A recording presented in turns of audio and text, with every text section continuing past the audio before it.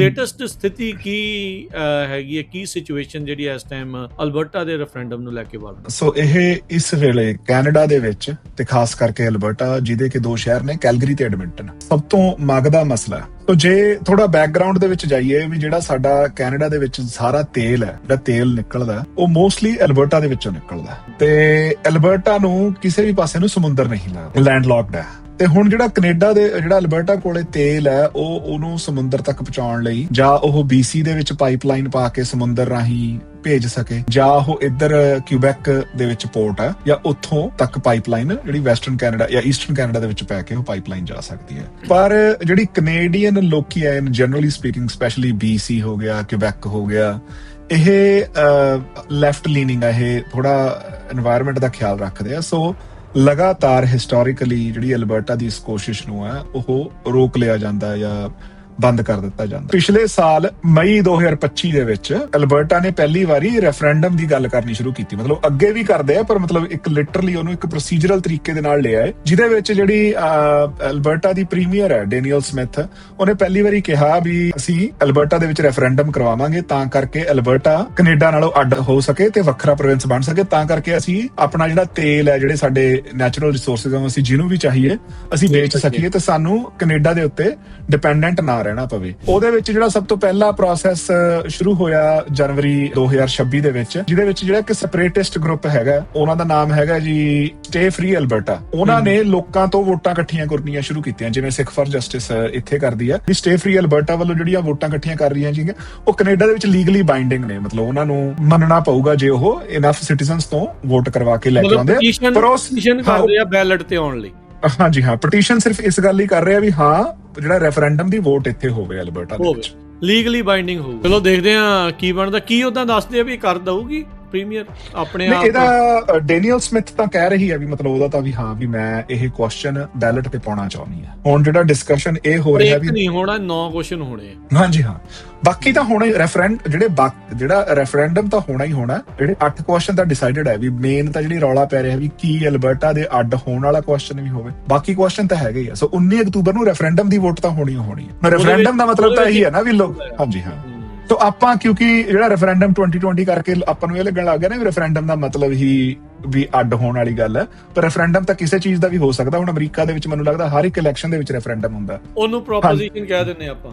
ਹਾਂਜੀ ਹਾਂ, ਵੀ ਜਦੋਂ ਤੁਸੀਂ ਇਵਨ ਆਪਣੇ ਕਾਂਗਰਸ ਲਈ ਜਾਂ ਤੁਸੀਂ ਸੈਨੇਟ ਲਈ ਵੋਟਾਂ ਪਾਉਂਦੇ ਹੋ ਤਾਂ ਉਹਦੇ ਵਿੱਚ ਕੋਈ ਨਾ ਕੋਈ ਕੁਐਸਚਨ ਹੁੰਦਾ ਜਿਹਦੇ ਵਿੱਚ ਪਬਲਿਕ ਨੂੰ ਉਹ ਪੁੱਛਦੇ ਵੀ ਓਕੇ ਇਹਦੇ ਬਾਰੇ, ਜਿਹੜੀ ਉਹ ਬਿਲਕੁਲ ਪਪੂਲਰ ਵੋਟ ਦੇ ਹਿਸਾਬ ਨਾਲ ਵੀ ਜ਼ਿਆਦਾ ਲੋਕਾਂ ਨੇ ਕੀ ਕਿਹਾ, ਉਹ ਵਾਲਾ ਲਾਅ ਪਾਸ ਹੁੰਦਾ ਜਾਂ ਨਹੀਂ ਹੁੰਦਾ। ਤਾਂ ਇਦਾਂ ਦੀਆਂ ਰੈਫਰੈਂਡਮ ਦੀਆਂ ਵੋਟਾਂ ਹੁੰਦੀਆਂ ਰਹਿੰਦੀਆਂ ਨੇ ਵੀ, ਪਰ ਹਾਂ ਉਹ ਸੈਪਰੇਟਿਸਟ ਇਮੋਸ਼ਨ ਨੂੰ ਲੈ ਕੇ ਉਹ ਹੁੰਦੀਆਂ ਜਾਂ ਨਹੀਂ ਹੁੰਦੀਆਂ। ਇਹ ਮਤਲਬ ਪਹਿਲਾਂ ਕਿਊਬੈਕ ਚ ਹੋਈ ਜਾਂ ਹੁਣ ਅਲਬਰਟਾ ਚ ਹੋ ਰਹੀ। ਗ੍ਰਾਸ ਰੂਟ ਲੈਵਲ ਦੇ ਉੱਤੇ ਲੋਕਾਂ ਦੇ ਵਿੱਚ ਕੀ ਗੱਲਬਾਤ ਹੋ ਰਹੀ ਆ? ਉਹ ਕੀ ਸੋਚਦੇ ਆ ਅਲਬਰਟਾ ਵਾਲੇ ਵੀ ਹੋ ਜਾਈਏ ਵੱਖ, ਚਲੇ ਜਾਈਏ ਵੱਖਰੇ ਹੋ ਕੇ?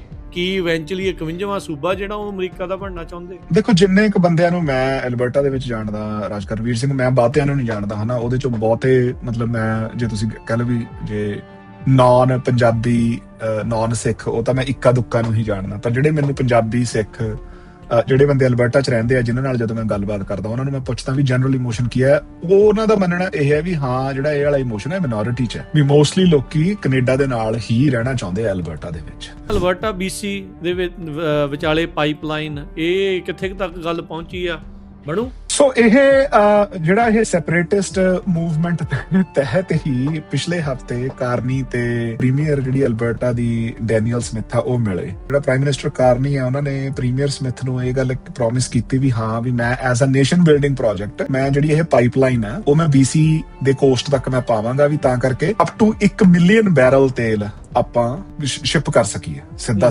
Punjabi radio USA, Punjabi TV USA ਦੇ ਉੱਤੇ ਸਵਾਗਤ ਹੈ। ਮੈਂ ਰਾਜਕਨਵੀਰ ਸਿੰਘ, ਪ੍ਰੋਗਰਾਮ ਅਪਡੇਟ ਕੈਨੇਡਾ ਲੈ ਕੇ ਹਾਜ਼ਰ ਹੋ ਚੁੱਕੇ ਹਾਂ। ਜੁੜ ਚੁੱਕੇ ਨੇ ਮੇਰੇ ਨਾਲ ਕੈਨੇਡਾ ਤੋਂ ਗੁਰਜਸਪਾਲ ਸਿੰਘ ਜੀ। ਗੁਰਜਸਪਾਲ ਜੀ, ਆਇਆਂ ਨੂੰ ਸਵਾਗਤ ਹੈ। ਸਤਿ ਸ਼੍ਰੀ ਅਕਾਲ। ਰਾਜਕਨਵੀਰ ਸਿੰਘ, ਪੰਜਾਬੀ ਰੇਡੀਓ USA ਸੁਣ ਰਹੇ ਸਾਰੇ ਸਰੋਤਿਆਂ ਨੂੰ, ਪੰਜਾਬੀ TV USA ਦੇਖ ਰਹੇ ਸਾਰੇ ਦਰਸ਼ਕਾਂ ਨੂੰ ਬਹੁਤ ਹੀ ਨਿੱਘੀ ਜੀ ਆਇਆਂ ਨੂੰ ਤੇ ਸਤਿ ਸ਼੍ਰੀ ਅਕਾਲ। ਕੈਨੇਡਾ ਦੇ ਵਿੱਚ ਕੀ ਕੁਛ ਚੱਲ ਰਿਹਾ ਆ ਉਸ ਬਾਰੇ ਆਪਾਂ ਗੱਲਬਾਤ ਕਰਾਂਗੇ। ਵੱਖ-ਵੱਖ ਜਿਹੜੇ ਪਹਿਲੂ ਆ, ਵੱਖ-ਵੱਖ ਜੋ ਉੱਥੇ ਟੌਪਿਕਸ ਨੇ, ਨਿਊਜ਼ ਨੇ, ਉਹਨਾਂ ਦੇ ਬਾਰੇ ਜਿਹੜੀ ਉਹ ਆਪਾਂ ਚਰਚਾ ਇਸ ਪ੍ਰੋਗਰਾਮ ਦੇ ਜ਼ਰੀਏ ਕਰਦੇ ਹੁੰਦੇ ਆ, ਤਾਂ ਜੋ ਆਪਾਂ ਨੂੰ ਆਪਣੇ ਗਵਾਂਢੀਆਂ ਦਾ ਇੱਕ ਦੂਜੇ ਦਾ ਜਿਹੜਾ ਉਹ ਧਿਆਨ ਰਵੇ, ਪਤਾ ਲੱਗਦਾ ਰਵੇ ਵੀ ਕੀ ਕੁਛ ਜਿਹੜਾ ਉਹ ਹੋ ਰਿਹਾ ਆ। ਗੁਰਜਸਪਾਲ ਸਿੰਘ, ਆਪਾਂ ਸ਼ੁਰੂਆਤ ਕਰਦੇ ਹਾਂ ਅੱਜ ਦੇ ਇਸ ਪ੍ਰੋਗਰਾਮ ਦੇ ਵਿੱਚ ਅਲਬਰਟਾ ਦੇ ਰੈਫਰੈਂਡਮ ਨੂੰ ਲੈ ਕੇ। ਪਿਛਲੇ ਕਈ ਮਹੀਨਿਆਂ ਤੋਂ ਆਪਾਂ ਇਸ ਰੈਫਰੈਂਡਮ ਦੇ ਬਾਰੇ ਪਹਿਲਾਂ ਵੀ ਗੱਲਬਾਤ ਕੀਤੀ ਆ। ਸਾਈਨਸ ਹੋ ਰਹੇ ਸੀਗੇ, ਕੇਸ ਜਿਹੜੇ ਅਦਾਲਤਾਂ ਤੱਕ ਪਹੁੰਚੇ ਆ, ਉੱਥੋਂ ਦੇ ਪ੍ਰੀਮੀਅਰ ਕੀ ਕਰਨ ਜਾ ਰਹੇ ਆ, ਕੀ ਹੋਣ ਜਾ ਰਿਹਾ ਆ, ਉਸ ਬਾਰੇ ਜਿਹੜੀ ਉਹ ਗੱਲ ਕਰਦੇ ਆ। ਤਕਰੀਬਨ 3 ਲੱਖ ਲੋਕਾਂ ਨੇ ਮੈਨੂੰ ਲੱਗਦਾ ਸਾਈਨ ਕੀਤੇ ਸੀਗੇ ਉਸ ਪਟੀਸ਼ਨ ਦੇ ਉੱਤੇ। ਸੋ ਕੀ ਲੇਟੈਸਟ ਸਥਿਤੀ ਕੀ ਹੈਗੀ ਹੈ, ਕੀ ਸਿਚੁਏਸ਼ਨ ਜਿਹੜੀ ਇਸ ਟਾਈਮ ਅਲਬਰਟਾ ਦੇ ਰੈਫਰੈਂਡਮ ਨੂੰ ਲੈ ਕੇ ਬਣ ਰਹੀ ਹੈ? ਸੋ ਜਿਹੜਾ ਅਲਬਰਟਾ ਰੈਫਰੈਂਡਮ ਹੈ ਨਾ, ਆਪਾਂ ਅੱਗੇ ਵੀ ਰਾਜਕਰਮਵੀਰ ਸਿੰਘ ਆਪਣੇ ਸ਼ੋਅ ਦੇ ਉੱਤੇ ਅਲਬਰਟਾ ਰੈਫਰੈਂਡਮ ਬਾਰੇ ਗੱਲ ਕੀਤੀ ਹੈ। ਸੋ ਇਹ ਇਸ ਵੇਲੇ ਕੈਨੇਡਾ ਦੇ ਵਿੱਚ ਤੇ ਖਾਸ ਕਰਕੇ ਅਲਬਰਟਾ, ਜਿਹਦੇ ਕਿ ਦੋ ਸ਼ਹਿਰ ਨੇ ਕੈਲਗਰੀ ਤੇ ਐਡਮਿੰਟਨ, ਸਭ ਤੋਂ ਮੰਗਦਾ ਮਸਲਾ ਹੈ। ਸੋ ਜੇ ਥੋੜਾ ਬੈਕਗਰਾਉਂਡ ਦੇ ਵਿੱਚ ਜਾਈਏ ਵੀ ਜਿਹੜਾ ਸਾਡਾ ਕੈਨੇਡਾ ਦੇ ਵਿੱਚ ਸਾਰਾ ਤੇਲ ਹੈ, ਜਿਹੜਾ ਤੇਲ ਨਿਕਲਦਾ ਉਹ ਮੋਸਟਲੀ ਅਲਬਰਟਾ ਦੇ ਵਿੱਚੋਂ ਨਿਕਲਦਾ, ਤੇ ਅਲਬਰਟਾ ਨੂੰ ਕਿਸੇ ਵੀ ਪਾਸੇ ਨੂੰ ਸਮੁੰਦਰ ਨਹੀਂ ਲੱਗਦਾ, ਲੈਂਡ ਲੌਕਡ ਹੈ। ਤੇ ਹੁਣ ਜਿਹੜਾ ਕੈਨੇਡਾ ਦੇ ਜਿਹੜਾ ਅਲਬਰਟਾ ਕੋਲੇ ਤੇਲ ਹੈ, ਉਹਨੂੰ ਸਮੁੰਦਰ ਤੱਕ ਪਹੁੰਚਾਉਣ ਲਈ ਜਾਂ ਉਹ BC ਦੇ ਵਿੱਚ ਪਾਈਪਲਾਈਨ ਪਾ ਕੇ ਸਮੁੰਦਰ ਰਾਹੀਂ ਭੇਜ ਸਕੇ, ਜਾਂ ਉਹ ਇੱਧਰ ਕਿਊਬੈਕ ਦੇ ਵਿੱਚ ਪੋਰਟ ਹੈ, ਜਾਂ ਉੱਥੋਂ ਤੱਕ ਪਾਈਪਲਾਈਨ ਜਿਹੜੀ ਵੈਸਟਰਨ ਕੈਨੇਡਾ ਜਾਂ ਈਸਟਰਨ ਕੈਨੇਡਾ ਦੇ ਵਿੱਚ ਪੈ ਕੇ ਉਹ ਪਾਈਪਲਾਈਨ ਜਾ ਸਕਦੀ ਹੈ। ਪਰ ਜਿਹੜੀ ਕੈਨੇਡੀਅਨ ਲੋਕੀ ਹੈ, ਜਨਰਲੀ ਸਪੀਕਿੰਗ, ਸਪੈਸ਼ਲੀ BC ਹੋ ਗਿਆ, ਕਿਊਬੈਕ ਹੋ ਗਿਆ, ਇਹ ਲੈਫਟ ਲੀਨਿੰਗ ਹੈ, ਇਹ ਥੋੜਾ এনवायरमेंट ਦਾ ਖਿਆਲ ਰੱਖਦੇ ਆ। ਸੋ ਲਗਾਤਾਰ ਹਿਸਟੋਰੀਕਲੀ ਜਿਹੜੀ ਅਲਬਰਟਾ ਦੀ ਇਸ ਕੋਸ਼ਿਸ਼ ਨੂੰ ਹੈ ਉਹ ਰੋਕ ਲਿਆ ਜਾਂਦਾ ਜਾਂ ਬੰਦ ਕਰ ਦਿੱਤਾ ਜਾਂਦਾ। ਪਿਛਲੇ ਲਗਭਗ ਹੁਣ 12 ਸਾਲਾਂ ਤੋਂ ਕੈਨੇਡਾ ਦੇ ਵਿੱਚ ਲਿਬਰਲ ਗਵਰਨਮੈਂਟ ਹੈ, ਤੇ ਲਿਬਰਲ ਗਵਰਨਮੈਂਟ ਵੈਸੇ ਆਪ ਉਹਨਾਂ ਨੇ ਜਿਹੜਾ ਨੈਚੁਰਲ ਰਿਸੋਰਸਿਸ ਦੇ ਉੱਤੇ ਕਾਰਬਨ ਟੈਕਸ ਲਾਇਆ ਜਾਂ ਅਲਬਰਟਾ ਦੇ ਉੱਤੇ ਜਿਹੜੀ ਉਸ ਤਰੀਕੇ ਨਾਲ ਸਾਥ ਨਹੀਂ ਦਿੱਤਾ। ਸੋ ਉਹਦੇ ਕਰਕੇ ਜਿਹੜਾ ਅਲਬਰਟਾ ਨੂੰ ਪਹਿਲਾਂ ਹੀ ਲੱਗਦਾ ਸੀਗਾ ਵੀ ਜਿਹੜਾ ਕੈਨੇਡਾ ਉਹ ਸਾਡੇ ਨਾਲ ਧੱਕਾ ਕਰਦਾ, ਅਸੀਂ ਜਿਹੜੇ ਬਾਕੀ ਕੈਨੇਡੀਅਨ ਪ੍ਰੋਵਿੰਸ ਆ ਉਹਨਾਂ ਨੂੰ ਅਸੀਂ ਪੈਸੇ ਦਿੰਦੇ ਆ ਪਰ ਸਾਨੂੰ ਜਿਹੜੇ ਸਾਡੇ ਹੱਕ ਨਹੀਂ ਮਿਲਦੇ। ਉਹਨਾਂ ਨੂੰ ਆਸ ਸੀਗਾ ਵੀ ਪੀਅਰ ਪੋਲੀਏਵ ਜਦੋਂ ਇਲੈਕਟ ਹੋਣਗੇ ਤਾਂ ਉਹ ਸਾਡੇ ਜਿਹੜੀਆਂ ਸਾਡੀਆਂ ਸਮੱਸਿਆਵਾਂ ਦਾ ਹੱਲ ਕਰ ਸਕਣਗੇ। ਪੀਅਰ ਪੋਲੀਏਵ ਈਵਨ ਦੋ MP ਲਈ ਉਹ ਓਨਟਾਰੀਓ ਤੋਂ ਖੜੇ ਸੀਗੇ, ਉਹਨਾਂ ਦਾ ਜਿਹੜਾ ਪਿਛੋਕੜ ਹੈ ਉਹ ਅਲਬਰਟਾ ਦਾ। ਤੇ ਉਸ ਤੋਂ ਪਹਿਲਾਂ ਜਿਹੜੇ ਕੰਜ਼ਰਵੇਟਿਵ ਪ੍ਰਧਾਨ ਮੰਤਰੀ ਕੈਨੇਡਾ ਦੇ ਰਹੇ ਆ ਸਟੀਫਨ ਹਾਰਬਰ, ਉਹ ਵੀ ਅਲਬਰਟਾ ਤੋਂ ਸੀਗੇ। ਸੋ ਅਲਬਰਟਾ ਲਾ ਲਓ ਵੀ ਕੈਨੇਡਾ ਦਾ ਟੈਕਸਸ ਹੈ ਜੇ ਆਪਾਂ ਸਿੱਧੀ ਭਾਸ਼ਾ ਦੇ ਵਿੱਚ ਬੋਲਣਾ ਹੋਵੇ। ਜਿਹੜਾ BC ਹੈ ਉਹ ਕੈਨੇਡਾ ਦਾ ਕੈਲੀਫੋਰਨੀਆ। ਤੇ ਜਦੋਂ ਫਿਰ ਦੁਬਾਰਾ ਪੀਅਰ ਪੋਲੀਏਵ ਐਤਕੀ ਇਲੈਕਟ ਨਹੀਂ ਹੋਏ ਤਾਂ ਅਲਬਰਟਾ ਦੇ ਵਿੱਚ ਦੁਬਾਰਾ ਜਿਹੜੀ ਗੁੱਸੇ ਦੀ ਲਹਿਰ ਚੱਲੀ ਵੀ ਯਾਰ ਇਹ ਤਾਂ ਫੇਰ ਲਿਬਰਲ ਗਵਰਨਮੈਂਟ ਆ ਗਈ ਤਾਂ ਸਾਡੀ ਗੱਲ ਨਹੀਂ ਬਣਨੀ। ਤਾਂ ਪਿਛਲੇ ਸਾਲ ਆਪਣੇ ਮਈ 2025 ਦੇ ਵਿੱਚ ਅਲਬਰਟਾ ਨੇ ਪਹਿਲੀ ਵਾਰੀ ਰੈਫਰੈਂਡਮ ਦੀ ਗੱਲ ਕਰਨੀ ਸ਼ੁਰੂ ਕੀਤੀ। ਮਤਲਬ ਅੱਗੇ ਵੀ ਕਰਦੇ ਆ ਪਰ ਮਤਲਬ ਇੱਕ ਲਿਟਰਲੀ ਉਹਨੂੰ ਇੱਕ ਪ੍ਰੋਸੀਜਰਲ ਤਰੀਕੇ ਦੇ ਨਾਲ ਲਿਆ ਹੈ, ਜਿਹਦੇ ਵਿੱਚ ਜਿਹੜੀ ਅਲਬਰਟਾ ਦੀ ਪ੍ਰੀਮੀਅਰ ਹੈ ਡੈਨੀਅਲ ਸਮਿਥ, ਉਹਨੇ ਪਹਿਲੀ ਵਾਰੀ ਕਿਹਾ ਵੀ ਅਸੀਂ ਅਲਬਰਟਾ ਦੇ ਵਿੱਚ ਰੈਫਰੈਂਡਮ ਕਰਵਾਵਾਂਗੇ ਤਾਂ ਕਰਕੇ ਅਲਬਰਟਾ ਕੈਨੇਡਾ ਨਾਲੋਂ ਅੱਡ ਹੋ ਸਕੇ ਤੇ ਵੱਖਰਾ ਪ੍ਰੋਵਿੰਸ ਬਣ ਸਕੇ, ਤਾਂ ਕਰਕੇ ਅਸੀਂ ਆਪਣਾ ਜਿਹੜਾ ਤੇਲ ਹੈ, ਜਿਹੜੇ ਸਾਡੇ ਨੈਚੁਰਲ ਰਿਸੋਰਸਿਸ ਆ, ਅਸੀਂ ਜਿਹਨੂੰ ਵੀ ਚਾਹੀਏ ਅਸੀਂ ਵੇਚ ਸਕੀਏ ਤੇ ਸਾਨੂੰ ਕੈਨੇਡਾ ਦੇ ਉੱਤੇ ਡਿਪੈਂਡੈਂਟ ਨਾ ਰਹਿਣਾ ਪਵੇ। ਜਿਹੜੀ ਉਹਦੀ ਰੈਫਰੈਂਡਮ ਦੀ ਜਿਹੜੀ ਤਰੀਕ ਰੱਖੀ ਗਈ ਹੈ ਉਹ ਰੱਖੀ ਗਈ ਹੈ ਅਕਤੂਬਰ 19, 2026। ਉਹਦੇ ਵਿੱਚ ਜਿਹੜਾ ਸਭ ਤੋਂ ਪਹਿਲਾ ਪ੍ਰੋਸੈਸ ਸ਼ੁਰੂ ਹੋਇਆ ਜਨਵਰੀ 2026 ਦੇ ਵਿੱਚ, ਜਿਹਦੇ ਵਿੱਚ ਜਿਹੜਾ ਇੱਕ ਸੈਪਰੇਟਿਸਟ ਗਰੁੱਪ ਹੈਗਾ, ਉਹਨਾਂ ਦਾ ਨਾਮ ਹੈਗਾ ਜੀ ਸਟੇ ਫ੍ਰੀ ਅਲਬਰਟਾ। ਉਹਨਾਂ ਨੇ ਲੋਕਾਂ ਤੋਂ ਵੋਟਾਂ ਇਕੱਠੀਆਂ ਕਰਨੀਆਂ ਸ਼ੁਰੂ ਕੀਤੀਆਂ, ਜਿਵੇਂ ਸਿੱਖ ਫॉर ਜਸਟਿਸ ਇੱਥੇ ਕਰਦੀ ਹੈ। ਪਰ ਜਿਹੜੀਆਂ ਵੋਟਾਂ ਜਿਹੜੀ ਸਟੇ ਫ੍ਰੀ ਅਲਬਰਟਾ ਵੱਲੋਂ ਜਿਹੜੀਆਂ ਵੋਟਾਂ ਇਕੱਠੀਆਂ ਕਰ ਰਹੀਆਂ ਸੀਗੀਆਂ ਉਹ ਕੈਨੇਡਾ ਦੇ ਵਿੱਚ ਲੀਗਲੀ ਬਾਈਂਡਿੰਗ ਨੇ। ਮਤਲਬ ਉਹਨਾਂ ਨੂੰ ਮੰਨਣਾ ਪਊਗਾ ਜੇ ਉਹ ਇਨਫ ਸਿਟੀਜ਼ਨਸ ਤੋਂ ਵੋਟ ਕਰਵਾ ਕੇ ਲੈ ਕੇ ਆਉਂਦੇ ਆ। ਪਰ ਉਹ ਕਰਦੇ ਆ ਬੈਲਟ ਤੇ ਆਉਣ ਲਈ। ਹਾਂਜੀ ਹਾਂ, ਪਟੀਸ਼ਨ ਸਿਰਫ ਇਸ ਗੱਲ ਹੀ ਕਰ ਰਿਹਾ ਵੀ ਹਾਂ ਜਿਹੜਾ ਰੈਫਰੈਂਡਮ ਦੀ ਵੋਟ ਇੱਥੇ ਹੋਵੇ ਅਲਬਰਟਾ ਦੇ ਵਿੱਚ, ਲੀਗਲੀ ਬਾਈਂਡਿੰਗ ਹੋਊਗਾ। ਜੀ ਬਿਲਕੁਲ। ਸੋ ਉਹਨਾਂ ਨੇ ਵਾਲੇ ਘਰ ਹਟਿਆ ਇੱਕ ਦੋ ਵਾਰੀ। ਜੀ ਬਿਲਕੁਲ। ਹਾਂਜੀ, ਸੋ ਹੁਣ ਜਿਹੜੀ ਉਦਾਂ ਕੈਨੇਡਾ ਦੇ ਵਿੱਚ ਰਿਕੁਆਇਰਮੈਂਟ ਹੈਗੀ ਆ 20% ਵੀ ਜਿਹੜੇ ਵੋਟਰ ਆ, ਰਜਿਸਟਰਡ ਵੋਟਰ ਆ, ਉਹ ਜੇ ਇਸ ਹੱਕ ਦੇ ਵਿੱਚ ਪਾਉਣ ਤਾਂ ਹੀ ਰੈਫਰੈਂਡਮ ਦੀ ਵੋਟ ਹੋ ਸਕਦੀ ਹੈ। ਇਹਨਾਂ ਨੇ ਚੇਂਜ ਕੀਤਾ ਸੀ ਉਦੋਂ, ਸਮਿਥ ਨੇ ਉਹ ਘਟਾ ਕੇ 10% ਕਰਤੀ। ਸੋ ਉਹਦੇ ਲਈ ਉਹਨਾਂ ਨੂੰ 1,78,000 ਜਿਹੜੇ ਸਿਗਨੇਚਰ ਚਾਹੀਦੇ ਸੀਗੇ, ਤੇ ਪਰ ਉਹ ਸਿਗਨੇਚਰ ਲਗਭਗ ਜਿਹੜੇ 3 ਲੱਖ ਤੱਕ ਚਲੀ ਗਈ ਸੀ ਜਿਹੜੀ ਉਹਨਾਂ ਦੀ ਸਿਗਨੇਚਰ ਦੀ ਕਾਊਂਟ ਹੈ। ਜਿਹੜੀ ਸੈਪਰੇਸ਼ਨ ਦੀ, ਉਹ ਮਈ 2 ਤੱਕ, ਹਨਾ। ਉਹਦੇ ਪੈਰਲਲ ਹੀ ਇੱਕ ਜਿਹੜਾ ਅਲਬਰਟਾ ਦੇ deputy premier, ex deputy premier ਰਹੇ ਆ ਥਾਮਸ ਲੁਕਾਜ਼ੁਕ, ਉਹਨਾਂ ਨੇ ਕੀ ਕੀਤਾ, ਉਹਨਾਂ ਨੇ ਇੱਕ ਪੈਰਲਲ ਫੋਰਐਵਰ ਕੈਨੇਡੀਅਨ ਪਟੀਸ਼ਨ ਜਾਰੀ ਕਰਤੀ। ਕਹਿੰਦੇ ਵੀ ਜੇ ਤੁਸੀਂ ਆਹ ਪਟੀਸ਼ਨ ਕਰਨੀ ਹੈ ਤਾਂ ਮੈਂ ਇਹ ਪਟੀਸ਼ਨ ਕਰਨੀ ਹੈ ਵੀ ਹਾਂ ਜੀ ਅਸੀਂ ਕੈਨੇਡਾ ਨਾਲ ਰਹਿਣਾ ਚਾਹੁੰਦੇ ਹਾਂ। ਵੀ ਜੇ ਤੁਸੀਂ ਰੈਫਰੈਂਡਮ ਤੇ ਇਹ ਸਵਾਲ ਪਾਉਣਾ ਤਾਂ ਤੁਸੀਂ ਰੈਫਰੈਂਡਮ ਤੇ ਇਹ ਸਵਾਲ ਪਾਓ ਵੀ ਕੀ ਅਸੀਂ ਕੈਨੇਡਾ ਨਾਲ ਰਹਿਣਾ ਚਾਹੁੰਦੇ ਹਾਂ। ਤੇ ਜਿਹੜੀ ਉਹਦੀ ਪਟੀਸ਼ਨ ਉਹਨੂੰ 4,56,000 ਸਿਗਨੇਚਰ ਮਿਲ ਗਏ ਜੀ। ਸੋ ਉਹ 3 ਲੱਖ ਨਾਲੋਂ ਜ਼ਿਆਦਾ ਮਿਲ ਗਏ, ਹਨਾ। ਫਿਰ ਹੁਣ ਗੱਲ ਇਹ ਹੈਗੀ ਹੈ ਵੀ ਜਿਹੜੇ ਉਹ 3 ਲੱਖ ਸਿਗਨੇਚਰ ਇਕੱਠੇ ਹੋਏ ਸੀਗੇ, ਉਹ ਅੱਡ ਹੋਣ ਲਈ ਕੀਤੇ ਸੀ। ਉਹਨੂੰ ਜਿਹੜੀਆਂ ਇੱਥੋਂ ਦੇ ਮੂਲ ਨਿਵਾਸੀ ਟ੍ਰਾਈਬਸ ਹੈਗੀਆਂ, ਜਿਹੜੀਆਂ ਫਰਸਟ ਨੇਸ਼ਨ ਕਮਿਊਨਿਟੀਜ਼ ਆ, ਉਹਨਾਂ ਨੇ ਕੋਰਟ ਦੇ ਵਿੱਚ ਚੈਲੰਜ ਕਰਤਾ। ਉਹ ਕਹਿੰਦੇ ਵੀ ਯਾਰ ਵੀ ਜਿਹੜੀ ਧਰਤੀ ਤਾਂ ਸਾਡੀ ਹੈ, ਵੀ ਤੁਸੀਂ ਇਹਨੂੰ ਕਿਵੇਂ ਡਿਸਾਈਡ ਕਰ ਸਕਦੇ ਆ ਸਾਡੀ ਸ਼ਮੂਲੀਅਤ ਤੋਂ ਬਿਨਾਂ, ਸਾਡੇ ਨਾਲ ਸਲਾਹ ਕੀਤੇ ਤੋਂ ਬਿਨਾਂ। ਤੇ ਉਹਨਾਂ ਦੀਆਂ ਕਿਉਂਕਿ ਜਿਹੜੀਆਂ ਕੈਨੇਡੀਅਨ ਗਵਰਨਮੈਂਟ ਦੀਆਂ ਟ੍ਰੀਟੀ ਸਾਈਨ ਹੋਈਆਂ ਸਪੈਸੀਫਿਕਲੀ ਟ੍ਰੀਟੀ 7 ਤੇ ਟ੍ਰੀਟੀ 8, ਤੇ ਉਹ ਕਹਿੰਦੇ ਵੀ ਸਾਡੇ ਨਾਲ ਤੁਹਾਡੀ ਟ੍ਰੀਟੀ ਸਾਈਨ ਹੋਈ ਹੈ, ਵੀ ਤੁਸੀਂ ਟ੍ਰੀਟੀ ਨੂੰ ਬਿਨਾਂ ਸਾਡੀ ਸਲਾਹ ਤੋਂ ਬਿਨਾਂ ਤੁਸੀਂ ਕਿਵੇਂ ਤੋੜ ਸਕਦੇ ਹੋ, ਤੁਸੀਂ ਇਹ ਰੈਫਰੈਂਡਮ ਕਰਾ ਵੀ ਨਹੀਂ ਸਕਦੇ। ਤਾਂ ਜਿਹੜੀ ਕੋਰਟ ਹੈਗੀ ਆ, ਕੋਰਟ ਕਹਿੰਦੇ ਵੀ ਨਹੀਂ, ਵੀ ਜਿਹੜੀ ਸੁਪਰੀਮ ਕੋਰਟ ਹੈਗੀ ਆ, ਉਹ ਕਹਿੰਦੇ ਵੀ ਹਾਂਜੀ ਠੀਕ ਹੈ, ਵੀ ਅਸੀਂ ਮੂਲ ਨਿਵਾਸੀ ਜਿਹੜੀਆਂ ਇਹ ਆਪਣੀਆਂ ਫਰਸਟ ਨੇਸ਼ਨ ਹੈਗੇ ਇੱਥੋਂ ਦੇ, ਅਸੀਂ ਇਹਨਾਂ ਨਾਲ ਸਹਿਮਤ ਹਾਂ, ਇੱਥੇ ਵੋਟ ਨਹੀਂ ਹੋ ਸਕਦੀ, ਵੀ ਅਸੀਂ ਜਿਹੜੀ ਇਹ ਰੈਫਰੈਂਡਮ ਦੀ ਨਹੀਂ ਕਰਾ ਸਕਦੇ। ਅਦਾਲਤ ਨੇ ਕਿਹਾ ਤਾਂ ਵੀ ਨਹੀਂ ਕਰਾਉਣਾ। ਪਰ ਜਿਹੜੇ ਡੈਨੀਅਲ ਸਮਿਥ ਹੈ, ਉਹਨਾਂ ਕੋਲੇ ਸਟਿਲ ਪਾਵਰ ਹੈਗੀ ਆ। ਉਹ ਕਹਿੰਦੇ ਵੀ ਠੀਕ ਹੈ, ਜੇ ਉਸ ਤਰੀਕੇ ਨਾਲ ਨਹੀਂ ਕਰਨਾ, ਵੀ ਮੇਰੇ ਕੋਲ ਤਾਂ ਪਾਵਰ ਹੈਗੀ ਆ, ਮੈਂ ਇਹ ਚੀਜ਼ ਬੈਲਟ ਤੇ ਪਾ ਸਕਦੀ ਹਾਂ। ਸੋ ਉਹਦੀ ਹੁਣ ਡਿਸਕਸ਼ਨ ਚੱਲ ਰਹੀ ਹੈ ਉੱਥੋਂ ਦੀ ਲੈਜਿਸਲੇਟਿਵ ਅਸੈਂਬਲੀ ਦੇ ਵਿੱਚ। ਜਿਹੜੇ ਈਵਨ ਜਿਹੜੇ MLA ਨੇ ਇਹ ਪਟੀਸ਼ਨ ਸ਼ੁਰੂ ਕੀਤੀ ਸੀਗੀ ਵੀ ਸਾਨੂੰ ਅੱਡ ਹੋਣਾ ਚਾਹੀਦਾ, ਉਹ ਹੁਣ ਕਹਿਣ ਲੱਗ ਗਿਆ, ਕਹਿੰਦਾ ਵੀ ਯਾਰ ਮੈਂ ਤਾਂ ਜੇ ਵੋਟਿੰਗ ਹੁੰਦੀ ਹੈ ਤਾਂ ਮੈਂ ਇਸ ਹੱਕ 'ਚ ਵੋਟ ਪਾਊਂਗਾ ਵੀ ਮੈਂ ਕੈਨੇਡਾ ਨਾਲ ਰਹਿਣਾ। ਹੁਣ ਮਤਲਬ ਪਤਾ ਨਹੀਂਗਾ ਵੀ ਉਹਦੇ ਤੇ ਕਿਸ ਤਰੀਕੇ ਦਾ ਪ੍ਰੈਸ਼ਰ ਹੋਣਾ ਉਹਦੇ ਵੋਟਰਸ ਦਾ, ਜਾਂ ਬਿਊਰੋਕ੍ਰੇਸੀ ਦਾ, ਬਦਲ ਗਿਆ ਹੁਣ ਉਹਦਾ ਨਜ਼ਰੀਆ ਬਦਲ ਗਿਆ, ਹਨਾ।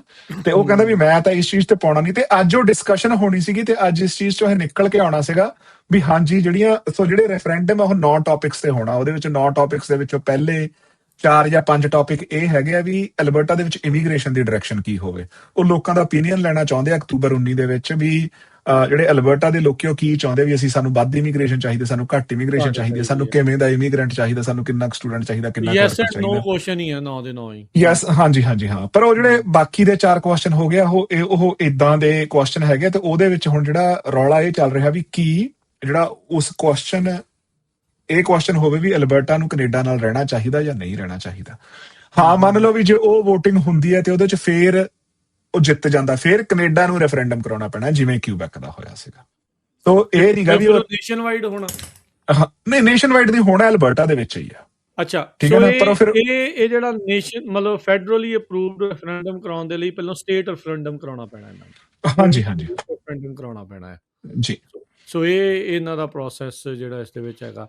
ਆਈ ਥਿੰਕ ਜਿਹੜੀ ਡੈਨੀਅਲ ਸਮਿਥ ਆ, ਉਹਨਾਂ ਨੇ ਅਲਬਰਟਾ ਨੈਕਸਟ ਜਿਹੜਾ ਪੈਨਲ ਆ ਉਹਦੀ ਸ਼ੁਰੂਆਤ ਜਿਹੜੀ ਉਹ ਕੀਤੀ ਸੀਗੀ ਜਿਹੜੇ ਰੈਫਰੈਂਡਮ ਦੇ ਲਈ। ਸੋ ਉਹਦੇ ਵਿੱਚ ਜਿੱਦਾਂ ਤੁਸੀਂ ਦੱਸਿਆ ਵੀ ਜਿੱਦਾਂ ਹੀ ਜਿੱਤੇ ਸੀਗੇ, ਕਾਰਨੀ ਹੁਣੀ ਲਿਬਰਲ ਸਰਕਾਰ ਜਿੱਤੀ ਸੀ, ਉਸ ਤੋਂ ਬਾਅਦ ਦੇ ਵਿੱਚ ਨਾਲ ਦੇ ਨਾਲ ਹੀ ਬਿਲਕੁਲ ਜਿਹੜਾ ਉਹ ਸ਼ੁਰੂ ਕਰਤਾ। ਇਹ ਤਾਂ $9 ਬਿਲੀਅਨ ਤੇ ਡੈਫਿਸਿਟ ਦੇ ਵਿੱਚ ਕਹਿੰਦੇ ਵੀ ਫੇਸ ਕਰ ਰਹੇ ਆ।